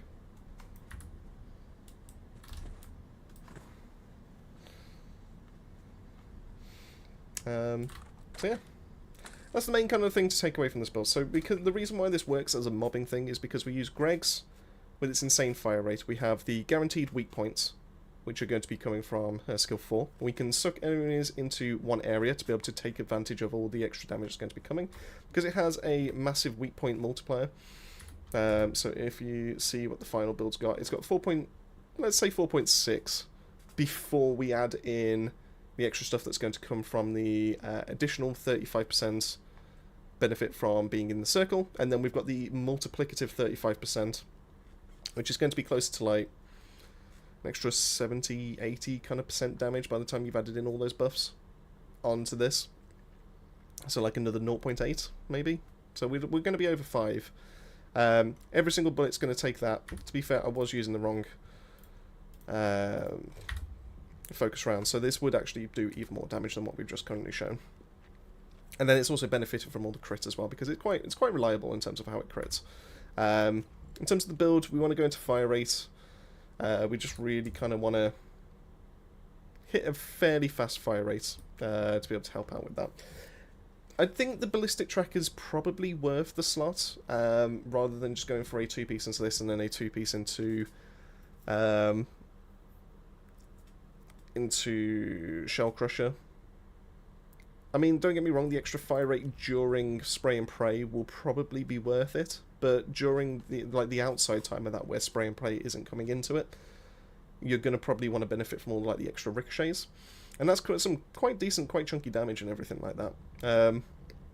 But weak point is a must, going into as much crit as possible to be able to proc Spray and Pray, as well as all the extra damage modifiers, and then just also building into base damage and everything like that. So that's the main kind of like thing from it. This is probably the best package that I've managed to come up with. Like I said, if you going for mobbing, Greg's is pretty much the main thing to be able to be using. If you're not going to be using, like, if you don't need the mobbing, if you just need pure like single targets and stuff like that, then you can always fall back on either a Last Dagger onto a blue beetle. You could also, like I said, try out Piercing Light, but the current build that we do have for that just really kind of hinders its fire rate, which is a bit of a shame.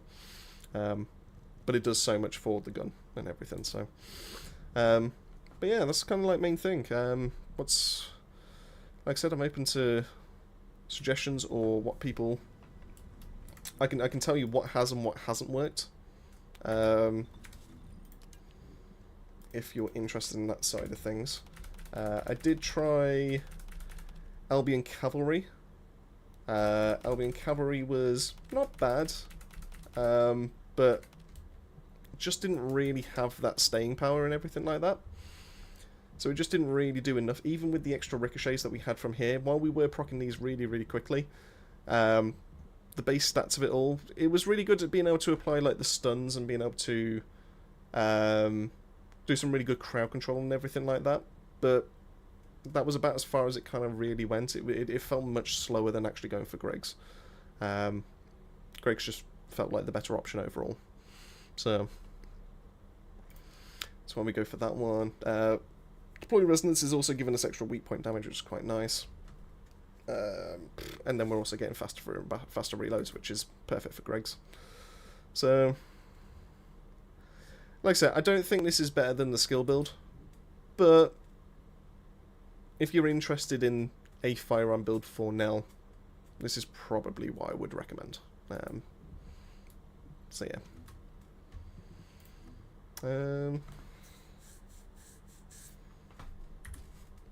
So yeah, that's about as far as it goes. It's probably worthwhile me.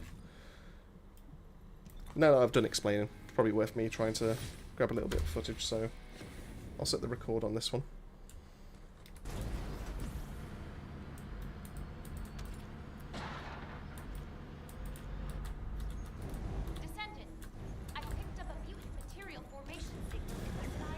Let's see how quickly we can do this one.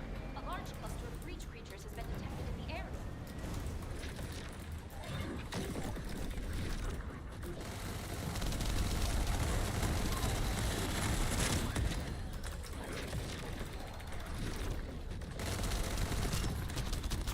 Every time.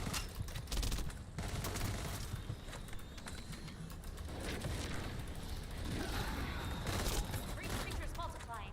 There must be a colony. Am I going to put the gun build on the channel? Yeah, so this is a number of people have been asking for this. So I've been trying to get it into a good space, ready for actually releasing as a build. And I think it's now in a spot where I probably could drop it, but as long as I specifically say, look, if you're going for the skill build, that's going to be the better option out of the two. But this also works.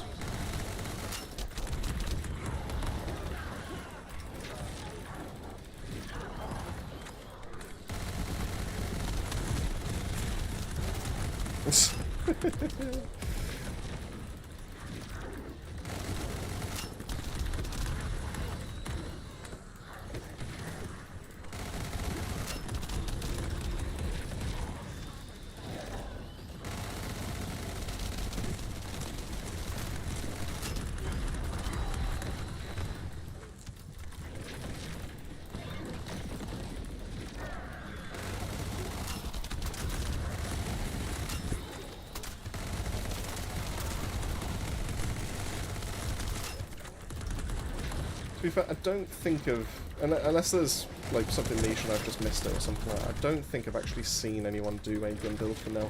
And to be fair, the more I mess about with this, the more I can kind of see why, to be honest, but... Destroy this package. Please confirm. What's that one?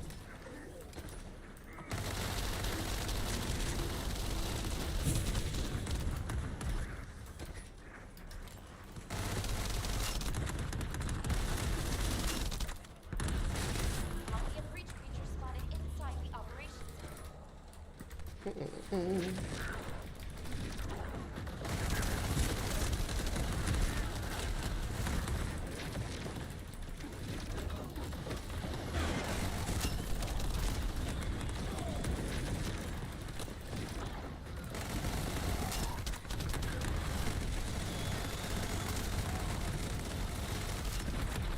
Yeah, I think what's really nice about this build is the fact that not only are you triggering the ricochets, but you're also benefiting from all those that extra weak point damage into your bombardments, which makes it so much more potent for being able to actually deal with targets. And then even though you're not a skill build, you can actually mix your 1 into the rotation, so if you want to soften them up, you can activate your skill 1.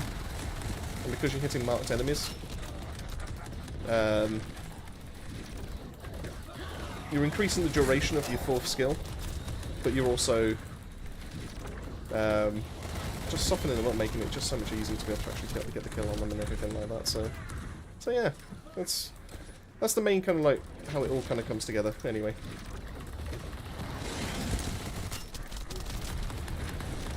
Ah, well.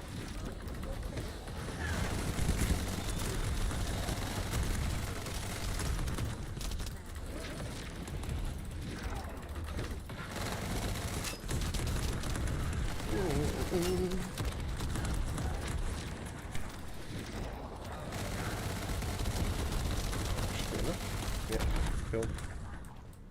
So yeah, that's the main kind of like general gist of how the build all kind of works. Bogus comms traffic is increasing at the location. Bids, oh, thanks so much for stopping by. How's everything going? Yeah, well, all good this end. How's things with you? How's your weekend been going? So that's stripped that off already. And there goes the razor claw. So I mean, for that alone, feels pretty decent. Razor claws are normally pretty difficult to actually deal. Oh god. Helps if I actually get my skill rotation right.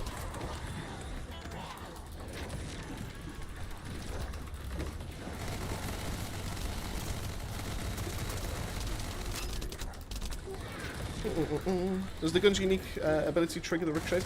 No, I don't believe so, because it's only on the actual weak points themselves. But because we're actually doing all the weak points anyway,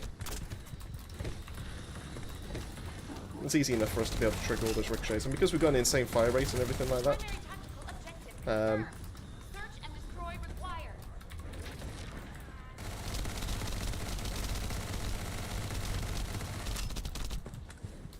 so yeah. But you can always just swap to last dagger if you want to It was single targets. So...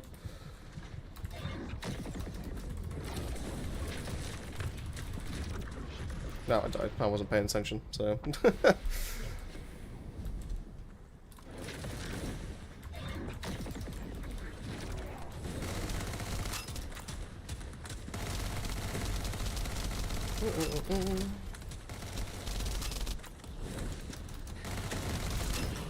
we go.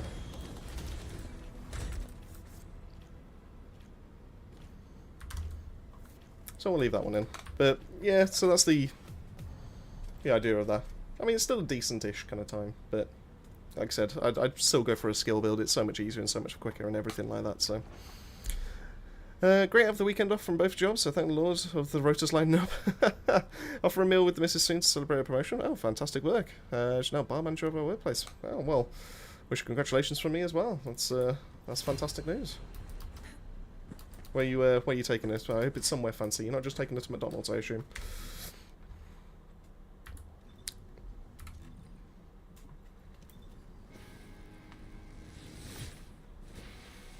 How far are you done with the Blair build testing? Pretty much there. In fact, actually, do you know what? I'm thinking about swapping over to it. Now, I have a section in the video to explain this, but it is called Big Meat. Now, I appreciate how that looks, but if I can just show you why it's called Big Meat... That sounds dangerous, but if I can just explain it, just give me 5 seconds just to be able to explain this one.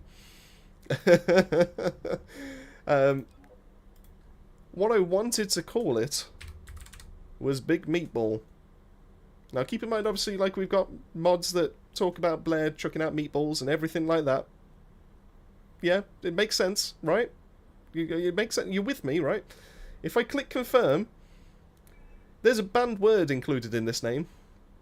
And do you know what word that is? It's the word ball. So apparently, if you just call it Big Meat, it's absolutely fine, and because of that, I've just left it like that, and I've now called it the Big Meat build. So, so if you ever see the video and you're wondering why I've called it Big Meat,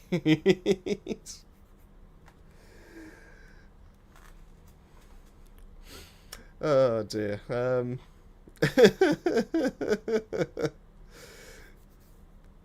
Call it where the beef's from, old in and out 80s commercial. Oh, you might have to give me an education lesson on that one. To be fair, there, Ernie's.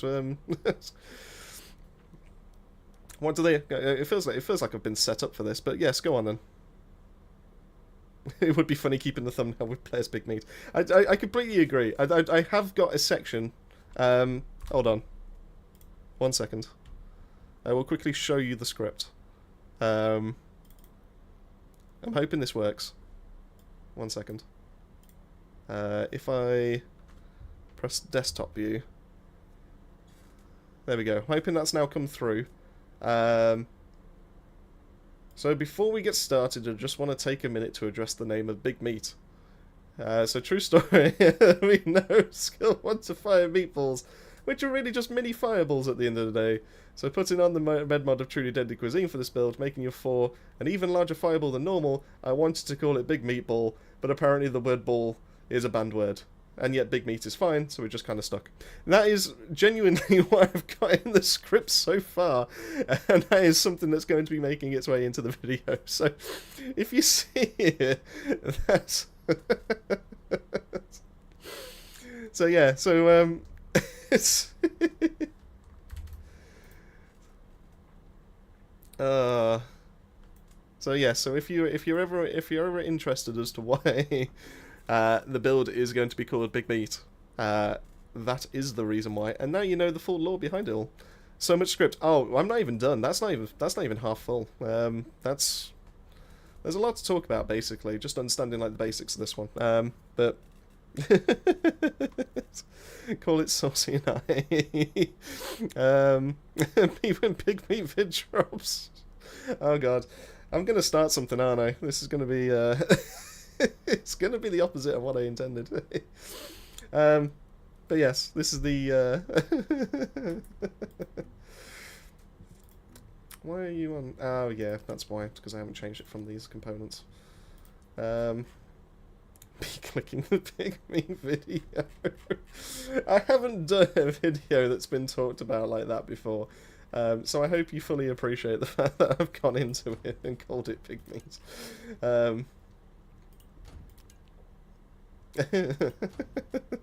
It still gets me to this day. So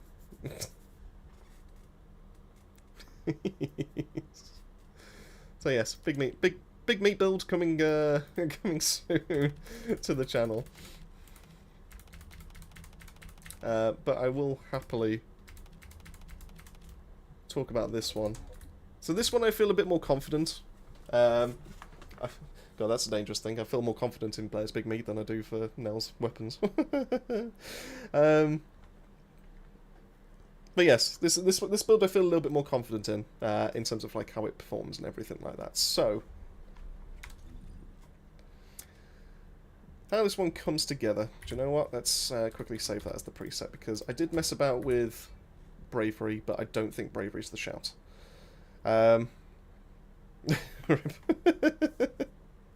Me when it's not the big meat video I was after. Oh dear, I really have caused something unintentional. Oh dear, I can't wait to see what kind of support I'm going to get for that video. Heyo. Big fireball shall destroy the enemies. Right, so yes, this is the intention of this build. So, going into modules, I'm pretty much 90% there, if not 99% there. I'm pretty happy with how this is set up. The only thing that I'm not 100% about is hyperfocus. And there is also something in the RK tuning with RK overheat shield that I'm not 100% on just yet.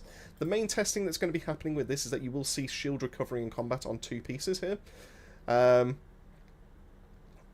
You can make a killing. Oh dear! If I start making one of those websites and then just start making just purely Blair build videos. That is a very interesting subscription. We don't need Patreon anymore. We don't need YouTube memberships or anything like that. We can just go somewhere else. It's just shorts of me just playing this build. Jesus. So yeah, so the idea with this one is, and this is what I do need to be able to test out because I did these last with the shield recovery, is we want a small amount of shield. But the reason why we want a small amount of shield is to be able to minimize what that 50% or higher threshold is for the RK overheat shield. So, I'll take 1% of the idea. I'll have a look into it. I'll see if it's against their terms and conditions first. So the idea behind this build, and it looks like I've got one of them. No, I do have it into selective. So the idea with this build is that we can absolutely smack for insane amounts of damage by using Truly Deadly Cuisine. This one, in case you've not used this one, is basically Flair's Big Fireball, or Big Meatball. I've had enough time to farm perforator copies today, fantastic. We want to get this down as low as possible in terms of cooldown, so we've got this down to 7 seconds. This is why I do think that it's a little bit clunky at 7. I would like to see this go down to a 60-second cooldown, but hey-ho, doesn't really matter. Build still works just fine. We want to take advantage of that 17.1k skill power modifier. We want to boost up that radius so we can hit as much enemies as possible. But the real reason why this all comes together and why this works better than what Nell's build does is because Bow Beyond actually does work on our skill 1. And if we get our skill 1 cooldown as low as possible, we can spam this out to high heaven. And every 4th cast is then going to activate Toe. It's going to put all the enemies all together. And then the big fireball is going to be the big finish. So that's the main kind of like bulk of it all. Because we can easily go into crit with Ultimate Blair, or just Blair in general. This is a build that could be used on both Blair and Ultimate forms. We can hit 100% cooldown cap. It's not cooldown cap. We can hit 100% critical hit rate by placing down our flame zones.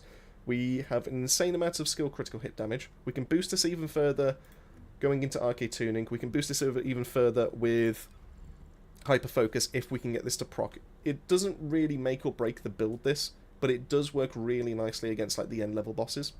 So that's why I've got hyper focus in here. I do think that can be swapped out for like a HP mod or something like that. So if you are struggling a little bit, you can see that we do have both sections, so you can always swap that out for a HP mod. It still has plenty of damage, don't need to worry about that. We're going to be using Kingsguard Lance for crowd control as well as proccing hyper focus. We're going to be using a crit cooldown when it comes to reactor, be able to hit cooldown cap, but also be able to boost up our damage. And then primarily, because we still want to hit cooldown cap, we are going to go for a 2-piece into Hunter, but we're also going to go into a 2-piece into Enlightened Mage, and that is then going to give us even more basic skill power, which then can bounce a little bit off the focus on fire to give us even more damage. So it's going to be edging a little bit that kind of side of things. So you can see how this is all kind of like coming together. How this all works in practice is hilarious. And yeah, I'm so happy this kind of like exists actually. While creators often use suggestive or enticing language to attract subscribers, intentionally misleading posts can result in penalties, including account suspension. Oh dear, we need a workaround. Big meat equals big finish. Oh god, as if we're actually looking into that with the... we've got to get creative with this then, Sheeps. Nope, I've wedged it. There we go. So, activate the 4th one. That then applies the suck. And then we just finish like that. Applies the suck.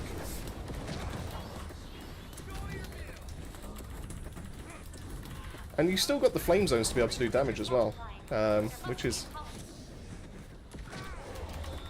But yeah, more than enough to be able to actually deal with elites.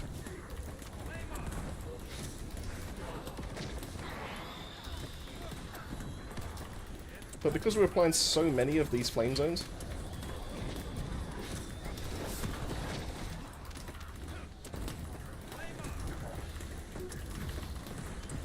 and as you can see, I'm not really using my weapon, so I'm not really benefiting from hyperfocus just yet. That's why I'm not 100% on if it's actually needed just yet.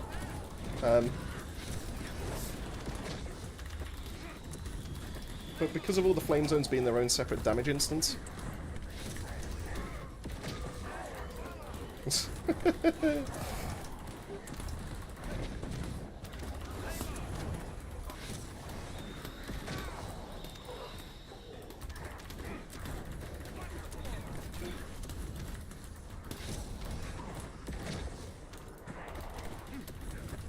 yeah, I really enjoy this build actually. I think this is a really good fun Blair build to actually use. Yeah, just casual 59mm. We will see more in the next section. So just keep that one in mind.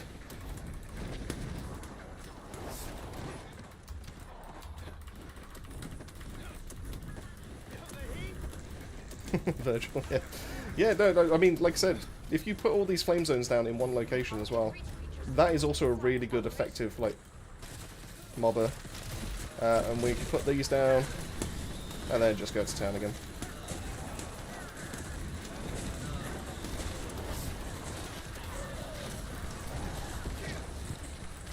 And that 200mm, you just saw it pop up on the screen, 200mm.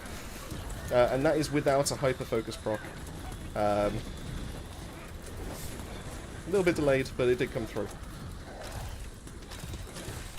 But yeah, just keep putting flame zones down.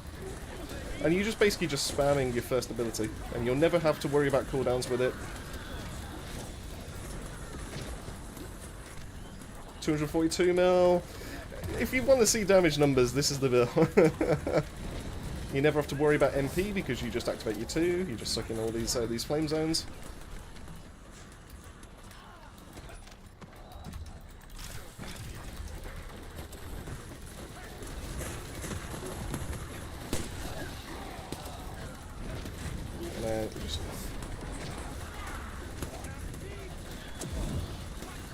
And there you go. And that's mobbing done easily. So yeah, if you want a Blair build for Axion, this is the one.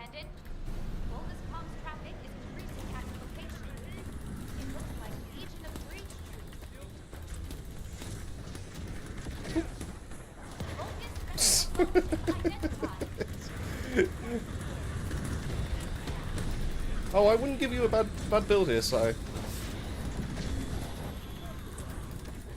I would not dare to think of even giving you a bad Blair build.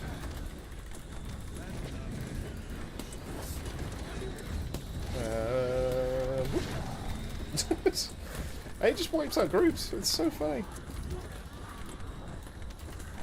Now we need to pull that. If we can pull that out of the shield, then.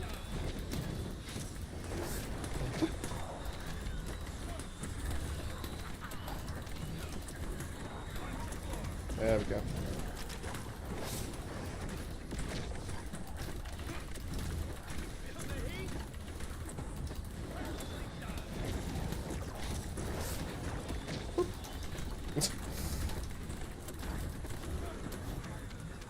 Primary tactical objective confirmed. Search and destroy required. And there is the health bar.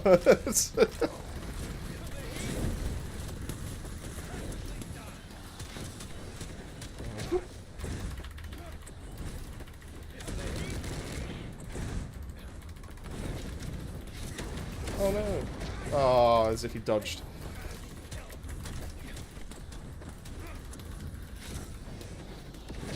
Oh, you son of a...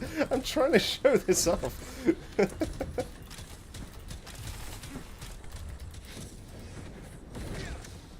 Oh, I can't believe we've gone and done this to him.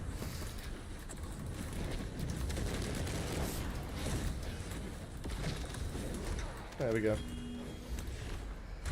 Messed it up at the end, but you can see basically how it works. You are literally just every now and then just chucking a big massive fireball and just doing that much damage. I wish it had auto tracking. Yeah, well, I suppose that's what the other red mod's for, I guess, with the actual meatballs and everything like that. Ernie's Raise, I need a solid, please. Explain damage buckets, but dumb it down. Do you know what? I've got the perfect place to be able to actually show that for you. Let me just head back to Albion, because I need to go back to desktop view, and I've got a perfect spreadsheet that'll be able to show it for you. So I'm not going to try and pretend I have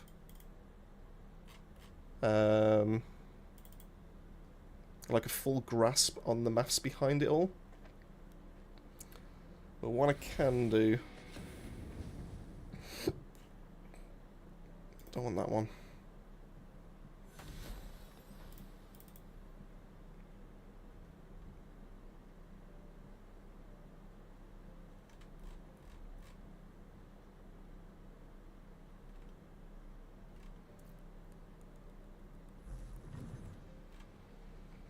This might be the one, I think. One second, let me just move into a section. I'll just go and sit down so I don't get like booted out of the game. Let me just double check this one. Actually, do I have...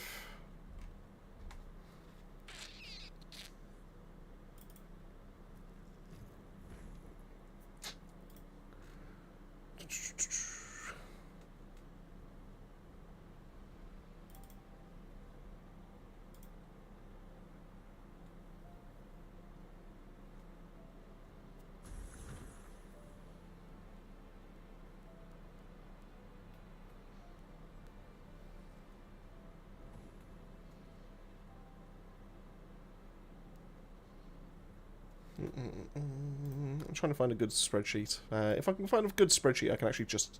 I'll have like a visual thing that I can just kind of like talk about, if that makes sense.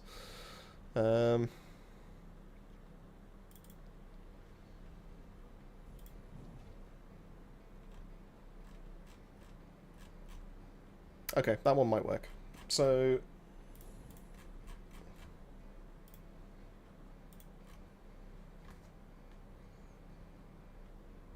So if we swap it over to desktop, yeah, so this might flashbang you a little bit, to be fair, but essentially this one will make sense.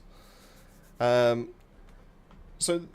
to dumb it down completely, skill power and specific skill power are multiplicative, so they go against each other. If you go heavily into just one skill power, you're just going to get that boost. Whereas if you go into... It's going to count. In fact, actually, I could probably just do it here. So if you had 120% total skill power, and that was all electric, you would get 120% of your skill power. So if your skill power was like 10,000. Let's actually turn this into the percentages that it needs to be. So if you have that, and you have that, it comes back when it hits 12,000. Makes sense, right? So we're already off to... there we go. So you got your base, skill power, you have your value. We'll just go. We'll do value here in a second, and then that'll be total. So we've got our 10,000 skill power. We've times about 120% of what we would have had, for example, and then that comes out to that total and everything like that. That's usually how it all kind of works. Trying to show the best way to be able to do this. Whereas if you have multiplicative buckets, they bounce off of each other to be able to make a bigger number. So if you have... That probably should have been...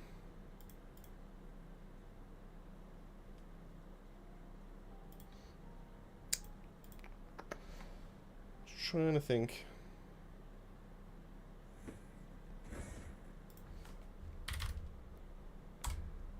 Nope. No. So 220%. Because that would be 120% boost of your skill power rather than just 20%. Be easier with the numbers and all that kind of thing. Whereas if we still have 10,000 and we do a 60% increase, so that would be a 160 and a 160, it would be that times that times that, and it comes out to not the right number. That's because that's not a percentage. That's why. Formatting makes sense. So yeah, so if you had 120% increase to your electric skill power, you would have a smaller boost than if you had 60% and you split it equally. You'd have 60% of base skill power and 60% of electric skill power. So we're still getting a better bonus of 120% skill power because we have 60 into base and 60 into electric. But because they're multiplicative, they bounce off of each other and they actually come out as a bigger increase to the amount of skill power that you would actually have into all of your skills. That's the reason why if you have a look at these combinations, where's the amplification mods? Maybe this wasn't a good one.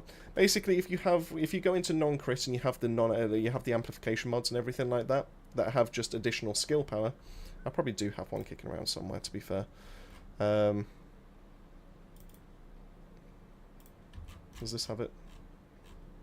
Each with both of the amp mods. So as you can see with these kind of things, max power will be... Oh, max skill, sorry. Max skill will give you the biggest increase because it's the biggest increase of base skill power against the toxic skill power, because this is Freyner, that you would get from the amplification mods. Power increase is the next one down in that list because that's also base skill power against toxic skill power. But toxic master would then come next because that's also helping you out with your low modifiers and stuff like that, if that makes sense. But because that's toxic and toxic, they're additive and they go together to be able to make one figure, which, as we've seen in the previous test...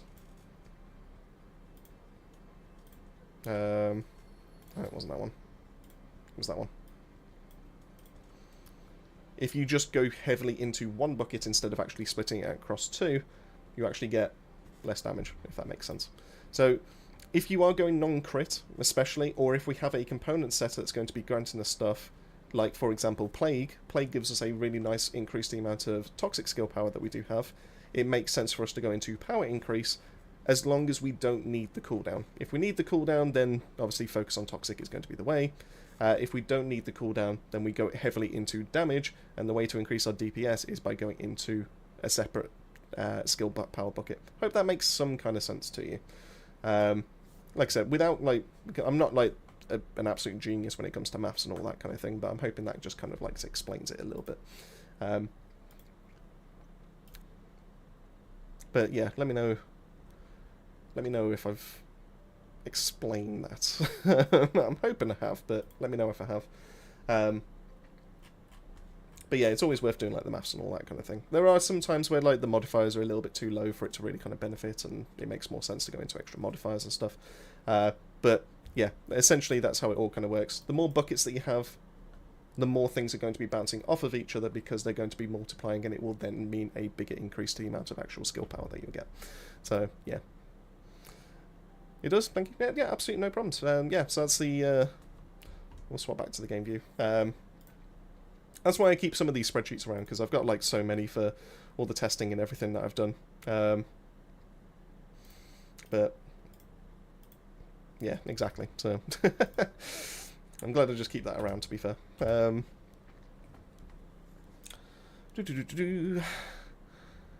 Is Voltia worth building? Yeah, it's not a bad gun, to be fair. I mean, it's got less useful now due to the fact that we have the Veil Analyzer mod. So because this can go onto so many weapons, we can actually just get rid of like shields really, really easily with that.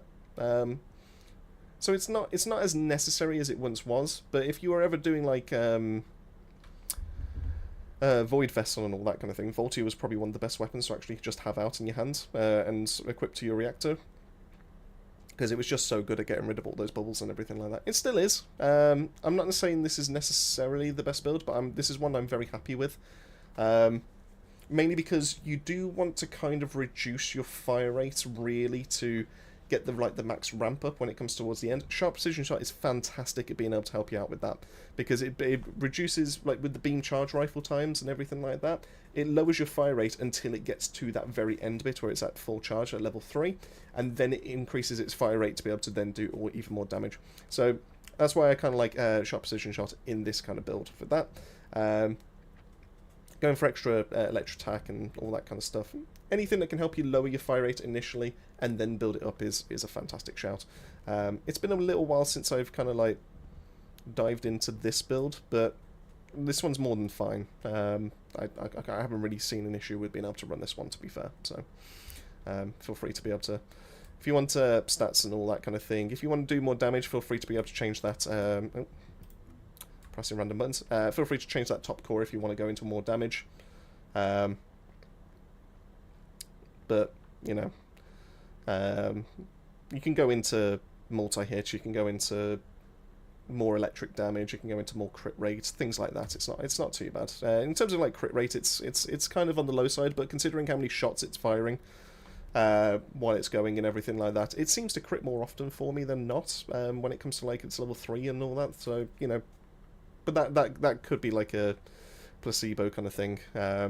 You know, it's perfectly fine. You can go into multi-hit. It has a decent modifier and everything like that, so feel free to go into... you're not really going to be hitting weak points too often with it, but, you know, you can still go into, like, minus fire rate stuff. And still get a pretty decent multi-hit chance, so that could also be a pretty good way to be able to rock this as well, and then just benefit from it. You probably could take, like, the crit mods off, so take these two off and then go for the multi, to really kind of, like, help you out with that side. And then the same with the rolls at the bottom. To be fair, I might actually consider doing that, to be fair, so, yeah.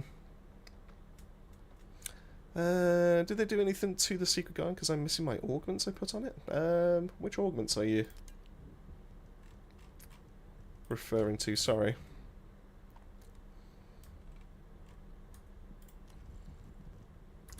All looks kind of fine to me. I'm not aware of any kind of change. I'm not aware of anything that's happened in the patch notes anyway. I'm trying to max out my MR and haven't really done much building, so kind of behind on picking weapons that just look cool to use. Fair enough, yeah. I mean, you don't necessarily need everything, but if you are looking to be able to get your mastery rank up, then yeah, you are going to need every single weapon. Have you done gun builds for console players? It's a lot more difficult to hit weak points using controller. Well, at least for me it is. Well, I see. I've done gun guides just in general, just to be able to try and get the most out of a gun. I mean, if you don't want to go for weak points, that's completely fine.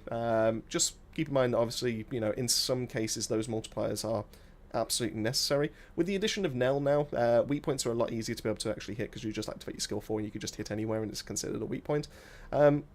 I mean, is there a specific weapon that you're kind of like you want to know a little bit more about, or is it just in general?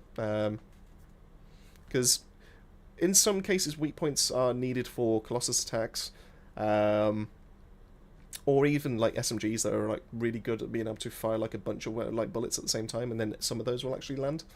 So, you know, I can't really speak because I'm using mouse and keyboard, to be completely honest with you. But you know, feel free to say what weapons you possibly consider, and I'll quite happily suggest what kind of builds to be able to go for those. And grind out tokens for it just to farm it. Should be, but I was like, damn, this is actually better be worth it. I mean, it's not a bad gun, the Vulture, Voltia, whatever you want to call it. It's a fine gun. It was, like I said, it was more needed when it came to Void Vessel, but now it's you know, it's less necessary because we have ways around it and stuff like that. So. I mean, heck, doesn't Shell Crusher also get rid of him as well? So it's become less of a necessary kind of gun to have, but it's still serviceable. It's one of the better beam rifles that pretty much exists. I do think that Kingsguard Lance is probably the best one though.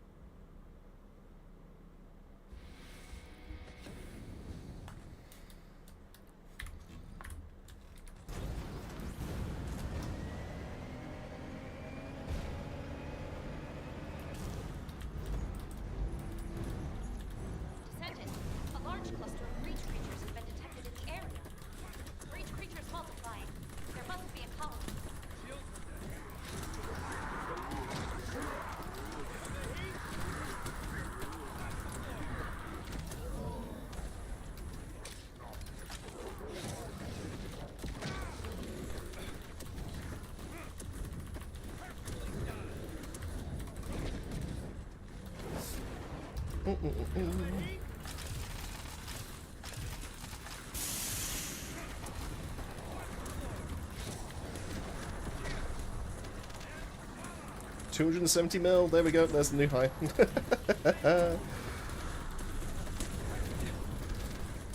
It's not needed for anything, but it looks cool.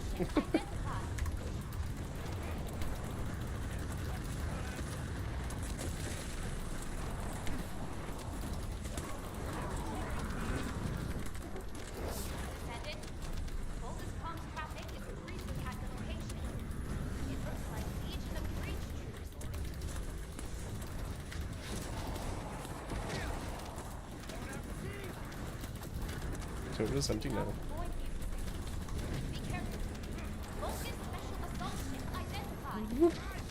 Ah, oh, hold on.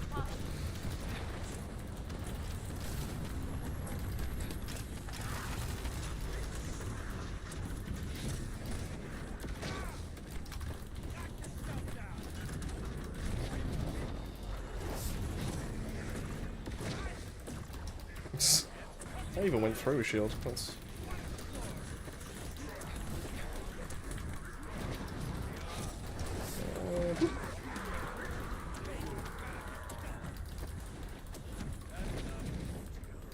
Just in general, it's kind of hard to suggest, you know, if I'm being truthful, everything like that, it's kind of hard to suggest builds along those kind of lines because... Oh, just whiffed. I was just randomly exploded, actually. Because you've got to appreciate that while technically, yes, it would be easier to do like a generic build in terms of like just ignoring weak points.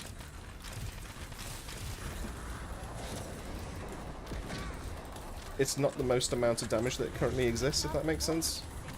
So, you know, I'm happy to... Oh, we don't even know how much damage that one was. you know, I can happily suggest like amendments and stuff like that to certain builds and all that, but if I'm being truthful, it wouldn't be the most amount of damage because you would be hindering yourself in some kind of capacity. Breach follower squad approaching in encircling formation. At the end of the day, weak point is a multiplier that, you know, if you can land those shots, will be massively increasing the amount of damage that you can do.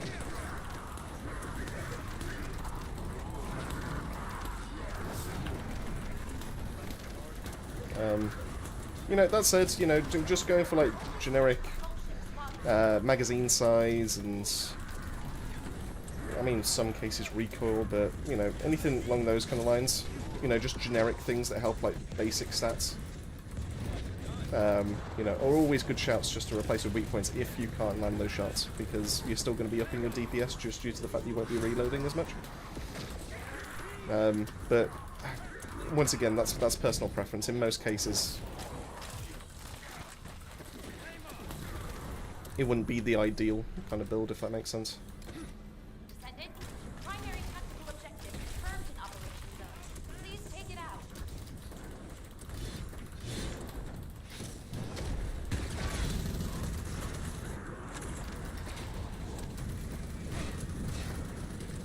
Now we have the fun one.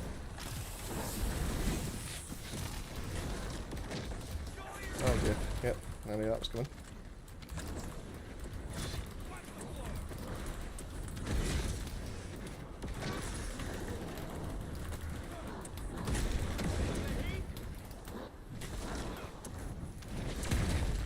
Bad time to extinguish.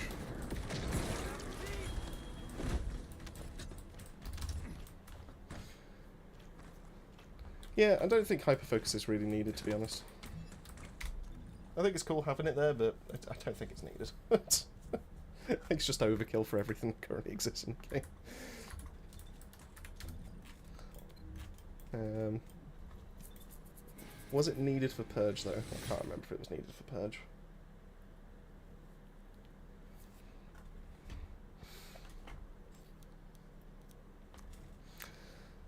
Oh. Right, I am starting to boil in this room. Because it is 27 degrees. Fantastic. So let's try out... Now keep in mind, this says that they're strong against fire.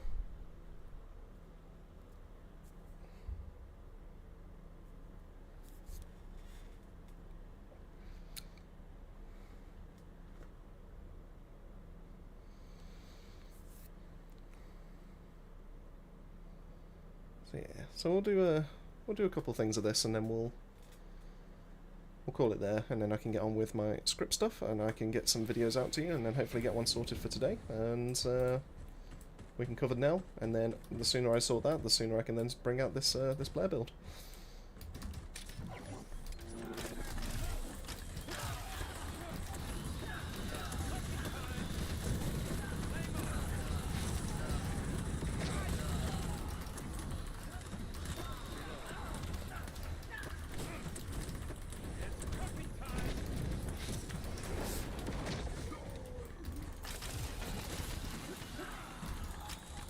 Remember, they said they were strong against fire.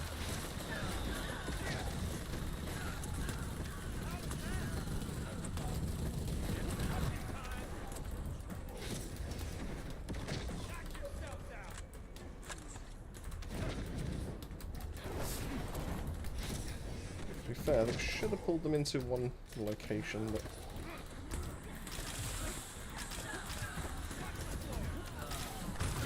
Oh god, I ran into an exploder.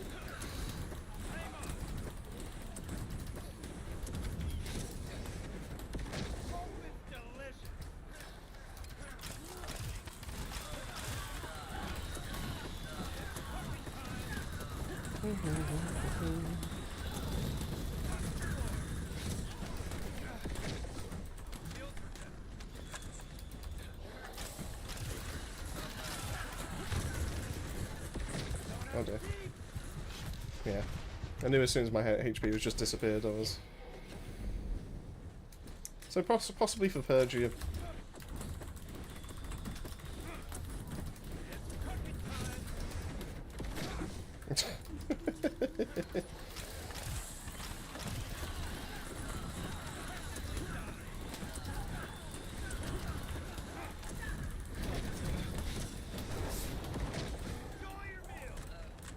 Enjoy your meal.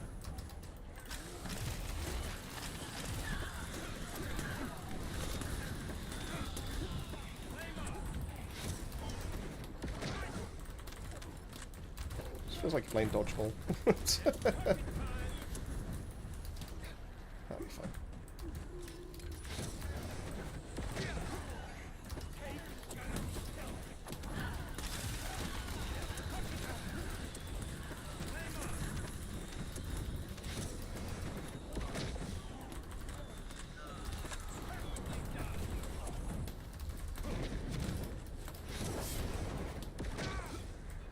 Feels like you're playing catch.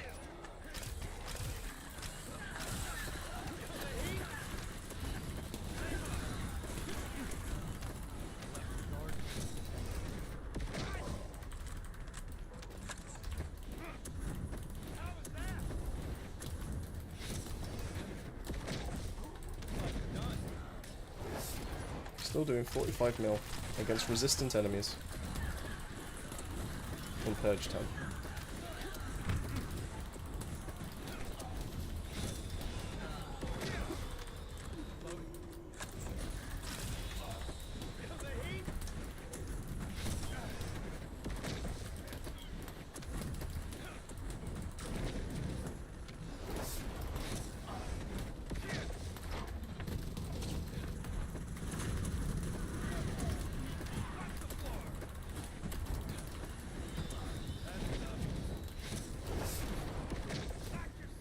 Ah, missed.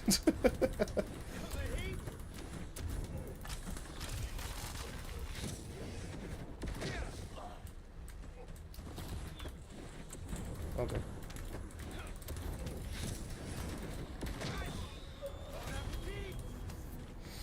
There you go. That's Blair and Purge. It's not the fastest. You know, I'd still go for Viessa. He's doing it in double the time, really. But if you wanted a build that does it all...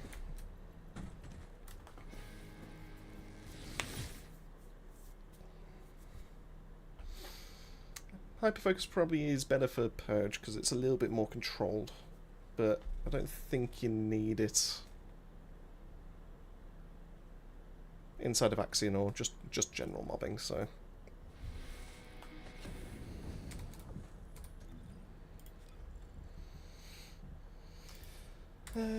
So what would I put in place? Could go HP.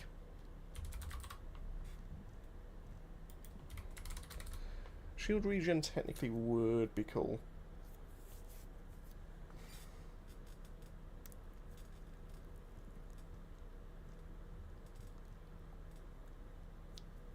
Because then it would be easier to be able to keep your other thing topped up, but I think I had a look at that and there wasn't really anything. I suppose more range, maybe?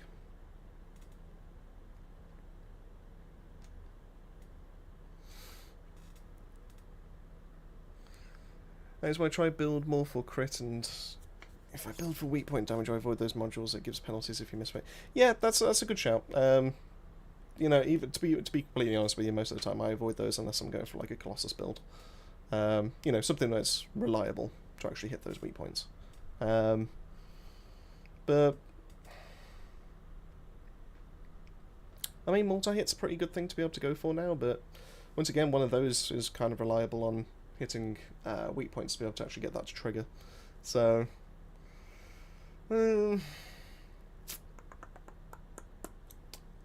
yeah, just generic things. So it's something that helps you out with reload speeds. Isn't the best boost in the world, but it will, you know, make it easier to be able to actually use that gun. Going full crit, going full multi-hit. Yeah, just anything like that. Just keep in mind that there are certain weapons that kind of need to really kind of have that weak point multiplier in there. So, for example, hand cannons and scout rifles really kind of rely on weak points. Same with sniper rifles to an extent. You know, they have such large multipliers that if you're missing out on that weak point, you're missing out on a lot of damage by not actually going that route. So I would recommend that you do kind of steer clear a little bit based on those weapons. But, you know, rocket launchers can still get done. Restored Relic is fantastic. Ernie's, Ray's, what's the best gun? Restored Relic and Last Dagger, yeah, like Sai says, are pretty much top tier as it currently stands in my books. I mean, there are some really good, you know, alternatives and everything like that. If we sort this by name,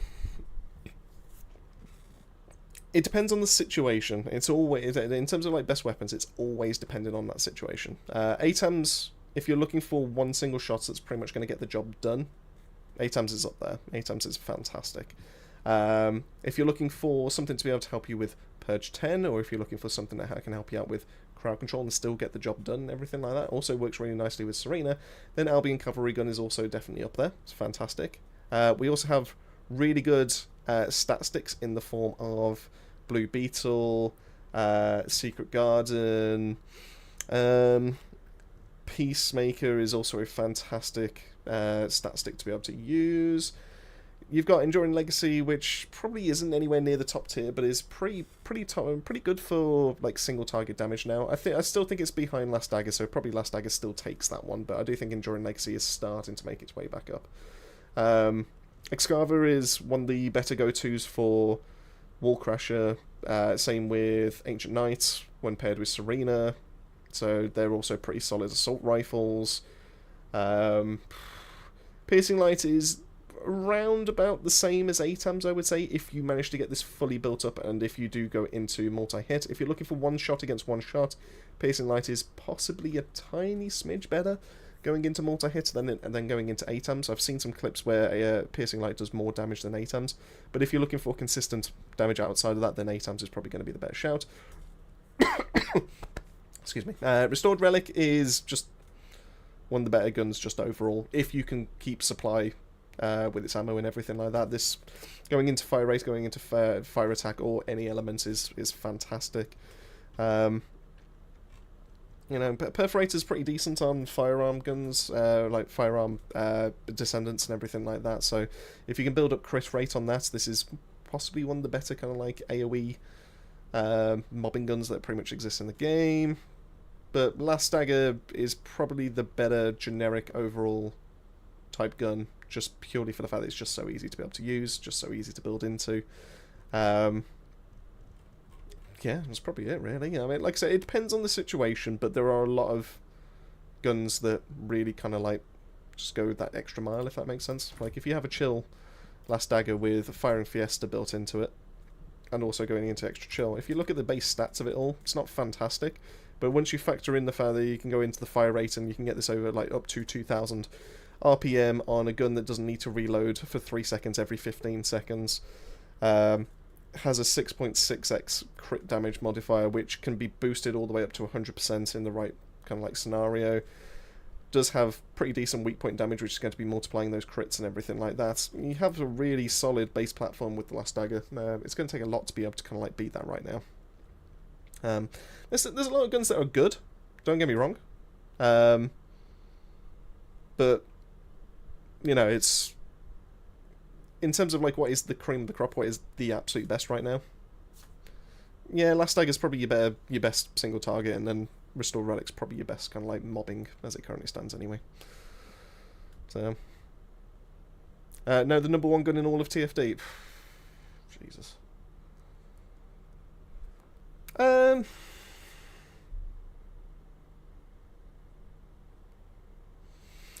Out of the two, which do I say?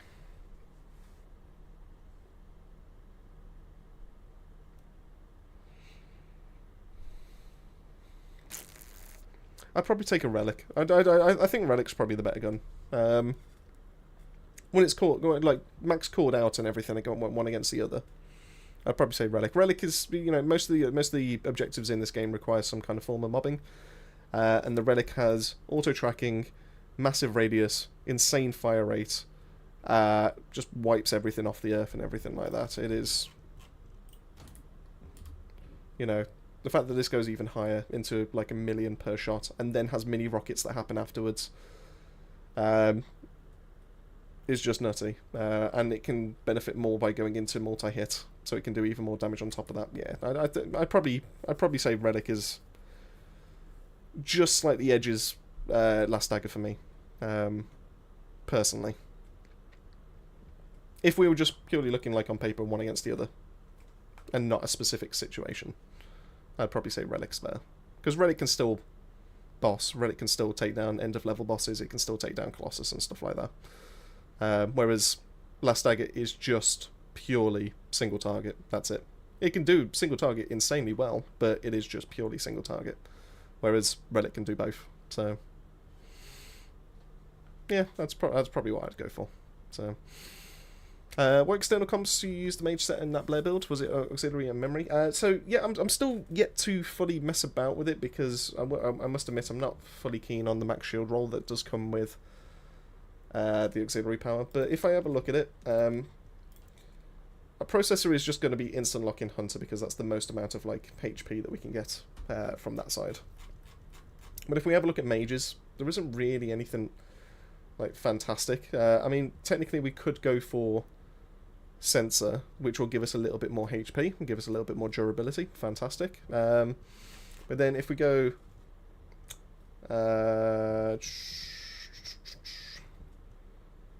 that'll then mean we have to go for a shield roll here, or... Where's my storage? Because I seem to be missing my auxiliary for some reason. There it is. I don't know why that's in there.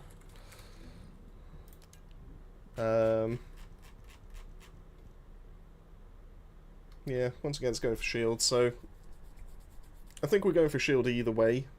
There's no real way to be able to get around that. But, you know, at least like double defense kind of gives us a little bit of tankiness and staying power. The shield recovery is kind of nice. I don't think it's necessary, to be honest with you, in the rolls I do have here. Maybe it is better just to go HP.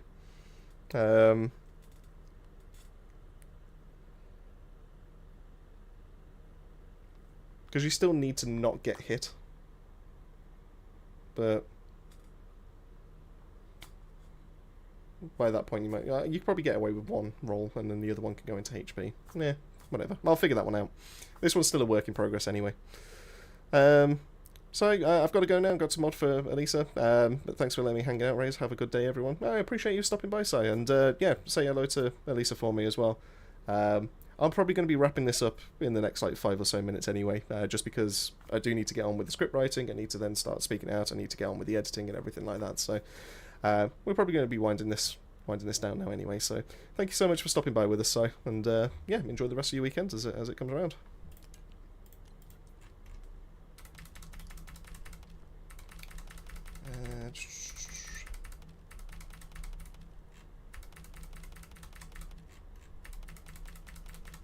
I've also learned something new. I didn't realise you modded for Elisa, to be fair. Take care, man.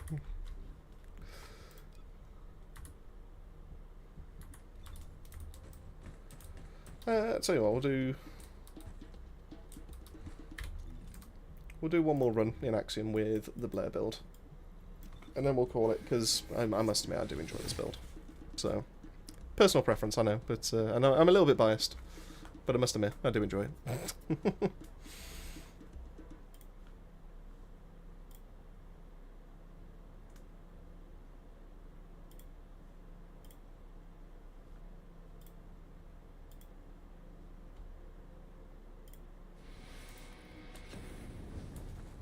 Sound.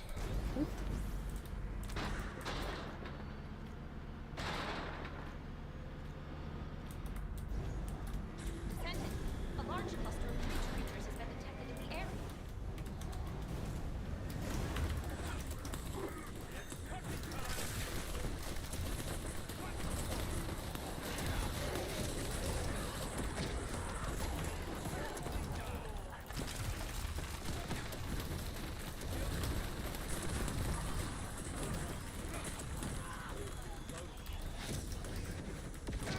Breach creatures multiplying. There must be a colony.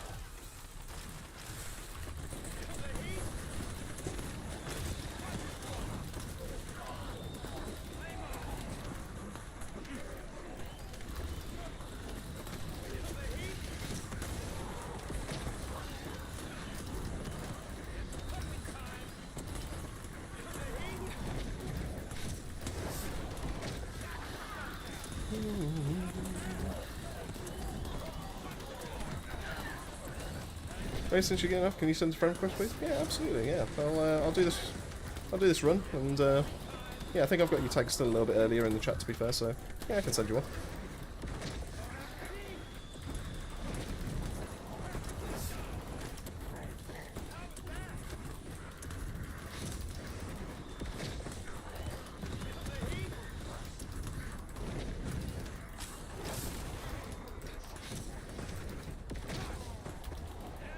Get down. Need to work on my baller skills.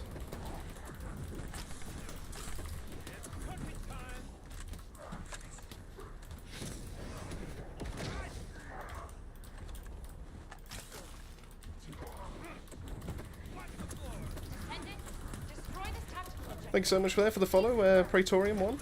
Do appreciate that. Hope if you're in the stream right now, hope you're having a nice weekend.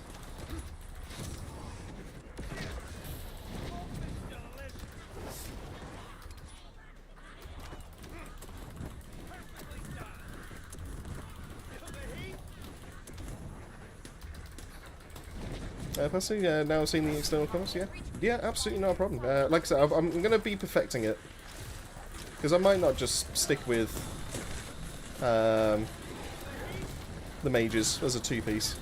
I might mess about with that a little bit more. But 242 now. Hey, sorry, love your builds, guys. Oh well, thank you so much. No, that's really made my day. Thank you so much. I mean, I try to do my best at the end of the day. I only put out things that I would rock myself. So another 242 mil. It's oh, I'm glad I can help people enjoy the game at the end of the day.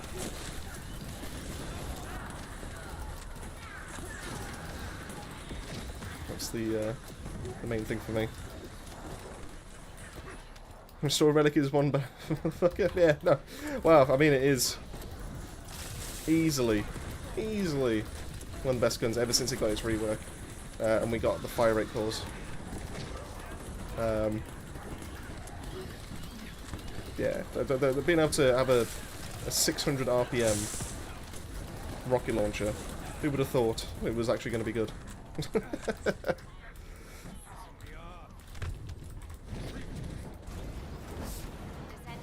I'm a little bit on low health, so hopefully this is fine. There we go. Yeah, let's find a HP on.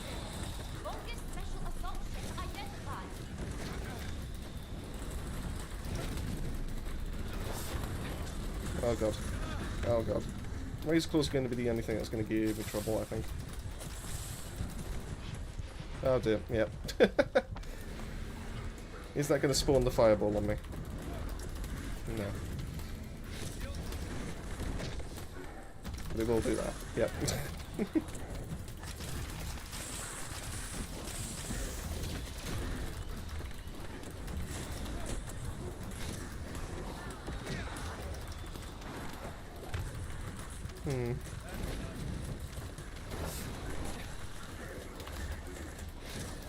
No way.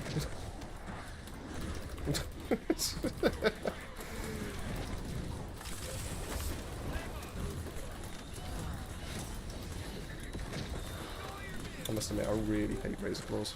Razor Claws are like the worst ones they introduced. Primary tactical objective confirmed. Search and destroy required. Boop.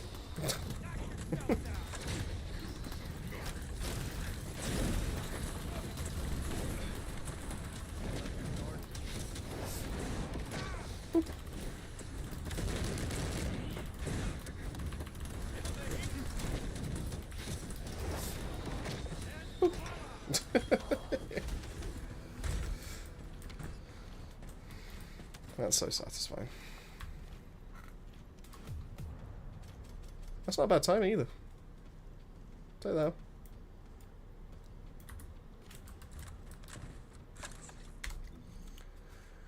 Now the thing is,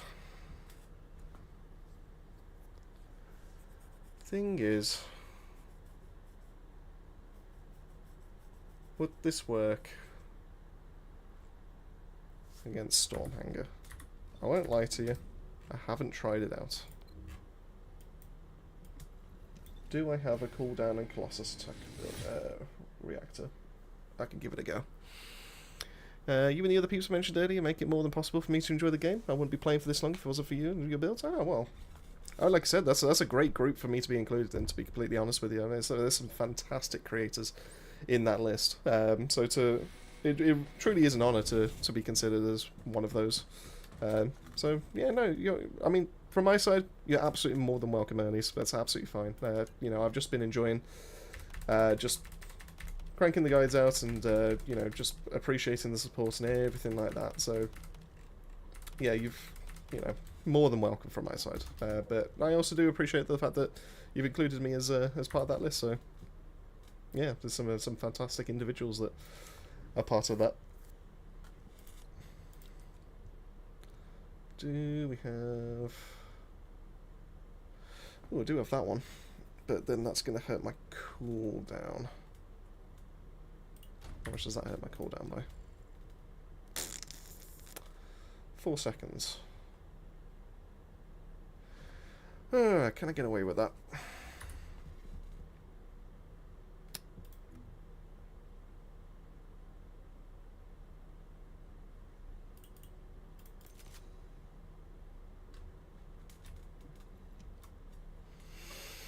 Do you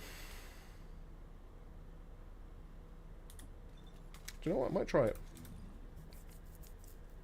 I don't know if I necessarily trust it, but I might try it. I think I prefer on a 7-second cooldown though.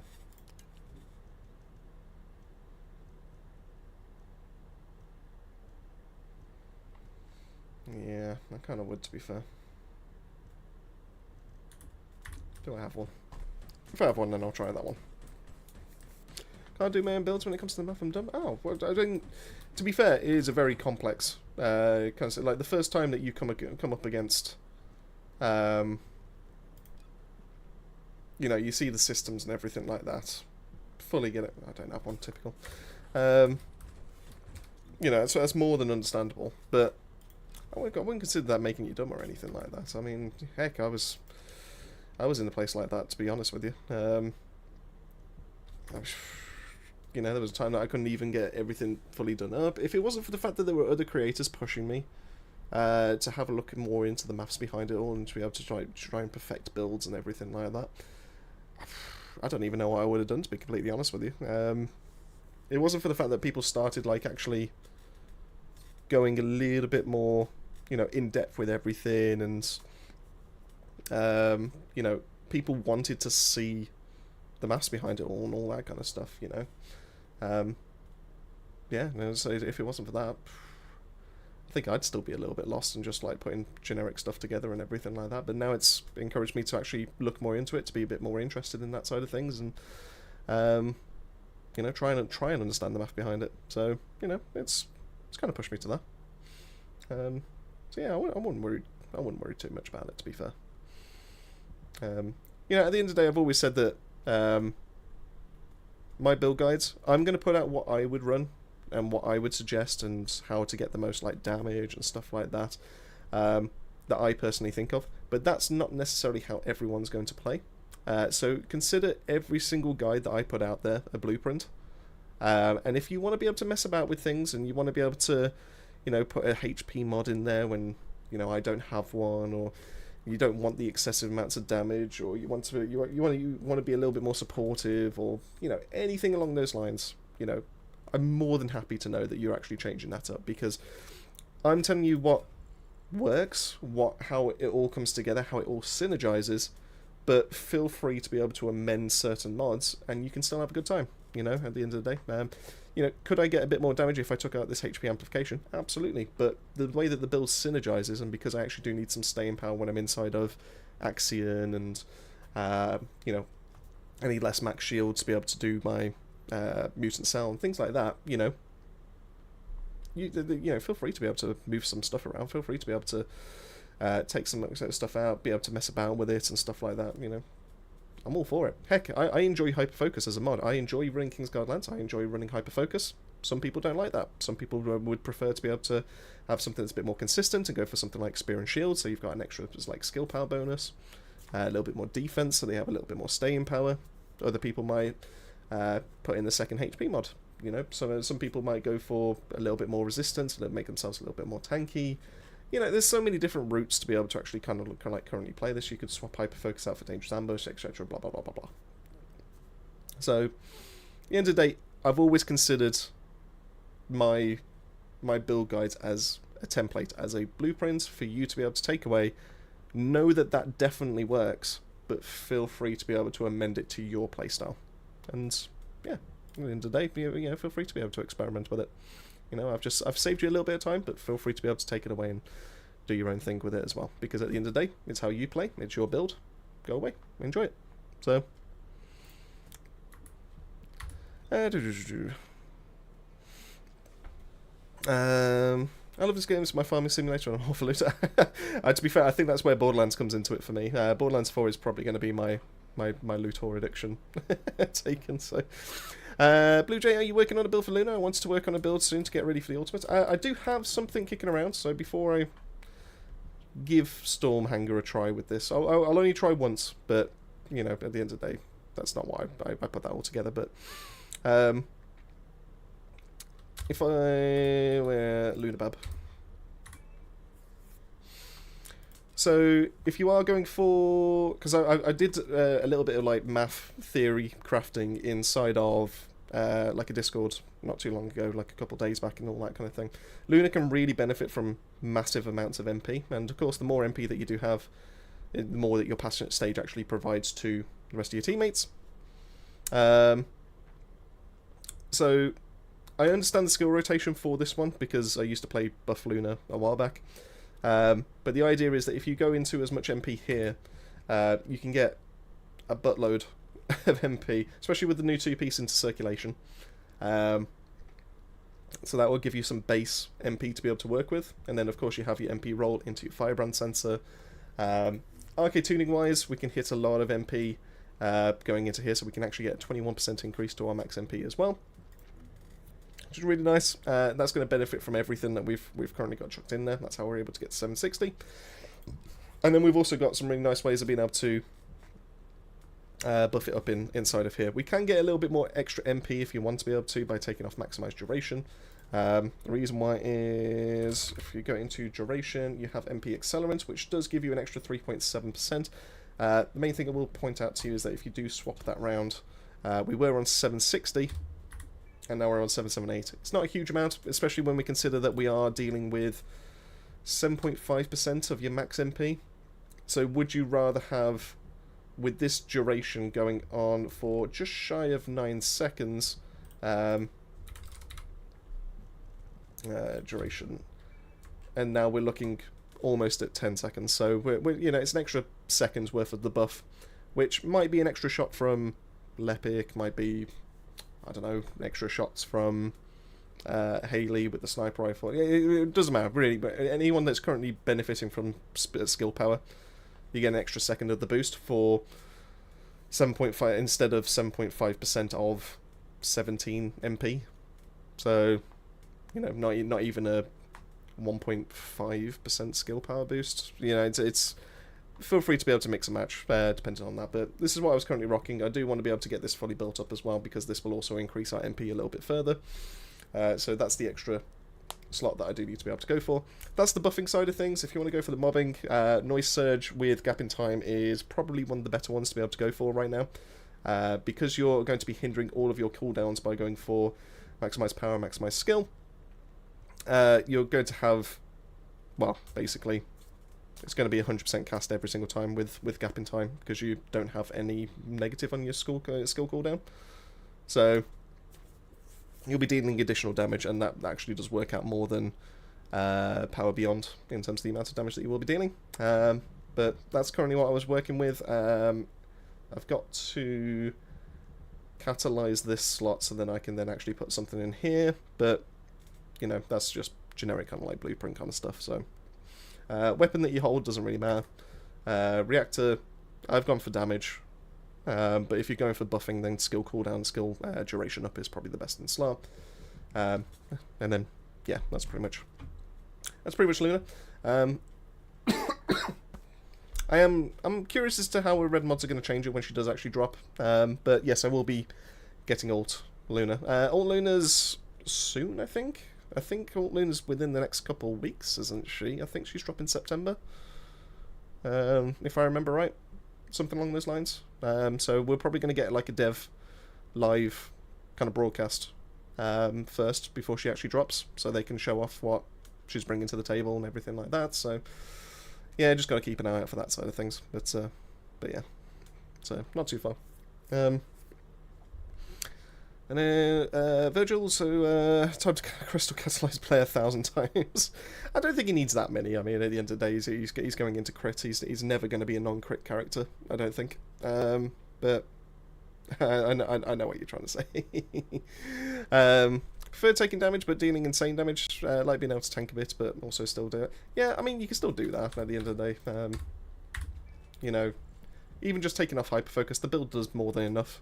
When it comes to the amount of like skill modifier and all that kind of thing, so you can take that off and put like a HP mod, and then you can tank as well as still deal out insane amounts of damage. So there's different ways of being able to do it. Ernie's, I want to play BL4 with you now. When it drops, I'm all for it. You know, I think it's what 18, 19 days away now, I think, or something along those lines. So not too far away from the launch now. It does sound fantastic. Every single person's singing its praises, so I'm looking forward to giving it a go. So yeah, that's pretty much wraps that up. I think I might have to drop that part of it.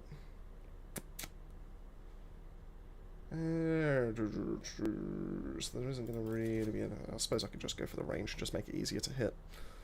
We'll try this. I'm not going to guarantee that this is actually going to be a good run or anything like that, so in fact, no, not the challenge. Boy, that fills you up with confidence, doesn't it? Is it just a case that no one actually uses Blair or something like that? Or is it because... Oh, of course, it's because of the skill resistance, because of Serena, isn't it? Yeah, that makes sense.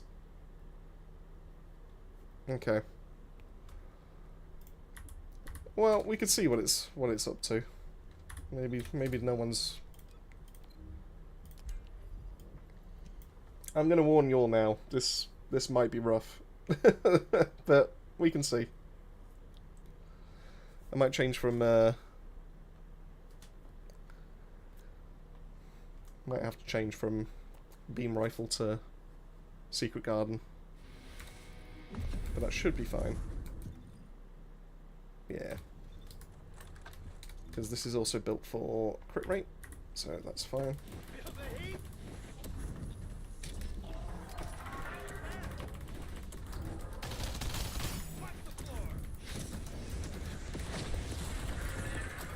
Wow, did that just... How was he crushed already, but he's took no damage? Wow. This might take a long time. 105... We've gone from...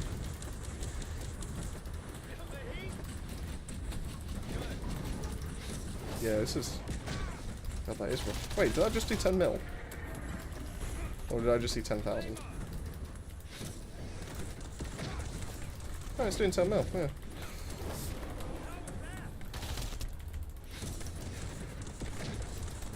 Oh, that's a bit rough, isn't it? This will take a long time.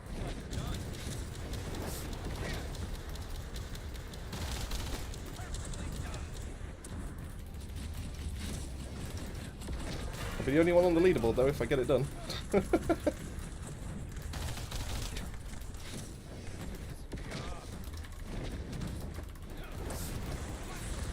Alright, taking guesses now. Are we actually going to be able to complete this in one run?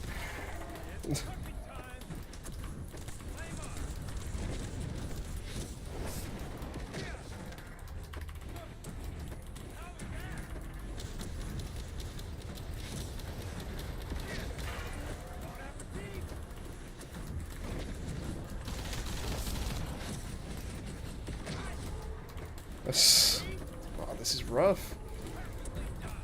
This is what they did just to be able to balance out Serena.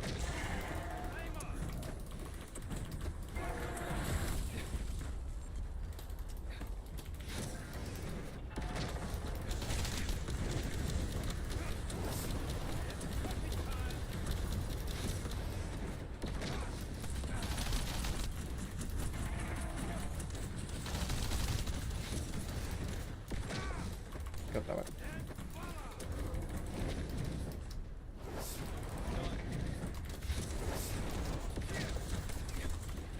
No wonder no one's done this.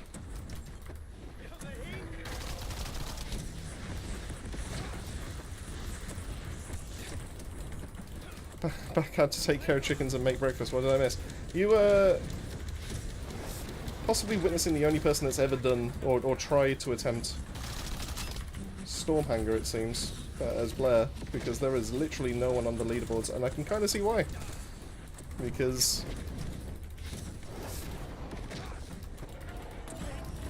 that's pretty bad.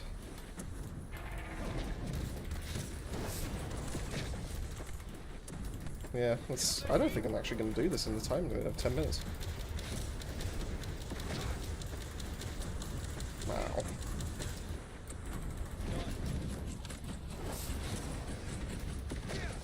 Yeah, that's awful.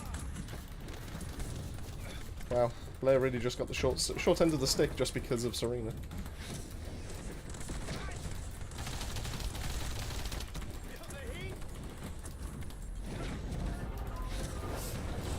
Oh boy, I can't wait to see what happens in the enraged state.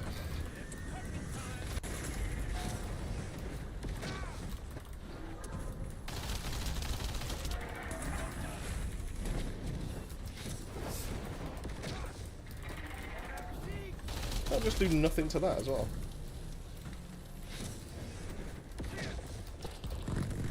Yeah, that's awful. I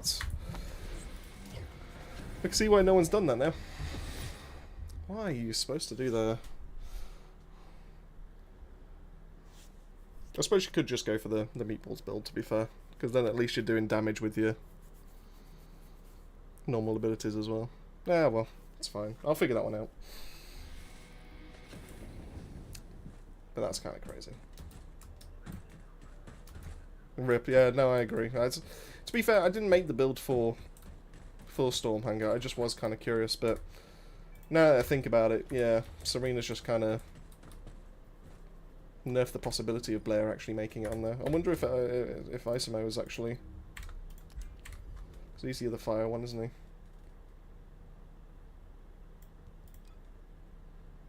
There's 4. And there's a massive difference between first and second.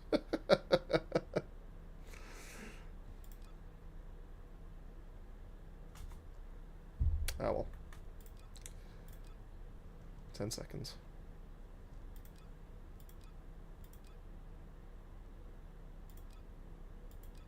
What? No Eugens? Oh, that's crazy.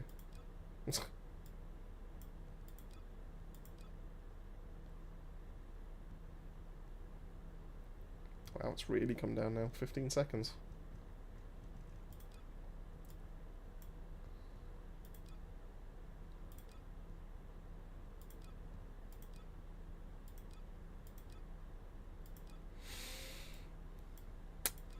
Well then.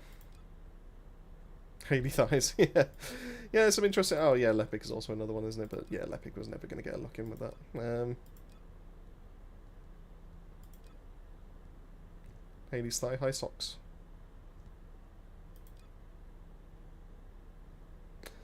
Ah well, it's fine. Anyways, right, I'm going to wrap it up there so I can get on with the video and I can get some stuff out for later this evening. So I'm going to go to script writing. And then yeah, there should be something out in, all being well, around about 8 hours time. So thank you all so much for tuning in. Really does mean the world that you've actually spent some time with myself. I've had an absolute blast. I always do with all these streams. So definitely will be more to come. I'll see if I can do another midweek one, if I can get away with one, maybe potentially Wednesday again. But keep an eye out on the YouTube channel for the side of things, and I'll drop a note there if I can confirm it, and then we'll do another one when it comes to the weekend, so next weekend as well. So a lot to come, a lot of stuff that I'm really happy about, a lot of stuff that I'm really interested in, everything like that. So yeah, hopefully I'll catch you over on the videos. But thank you all so much for spending some time with me. Hope you all enjoy the rest of your weekends. Whatever it is that you're up to, and yeah, I'll see you on the next one. Keep yourself safe, keep yourself well. Catch you later, bye.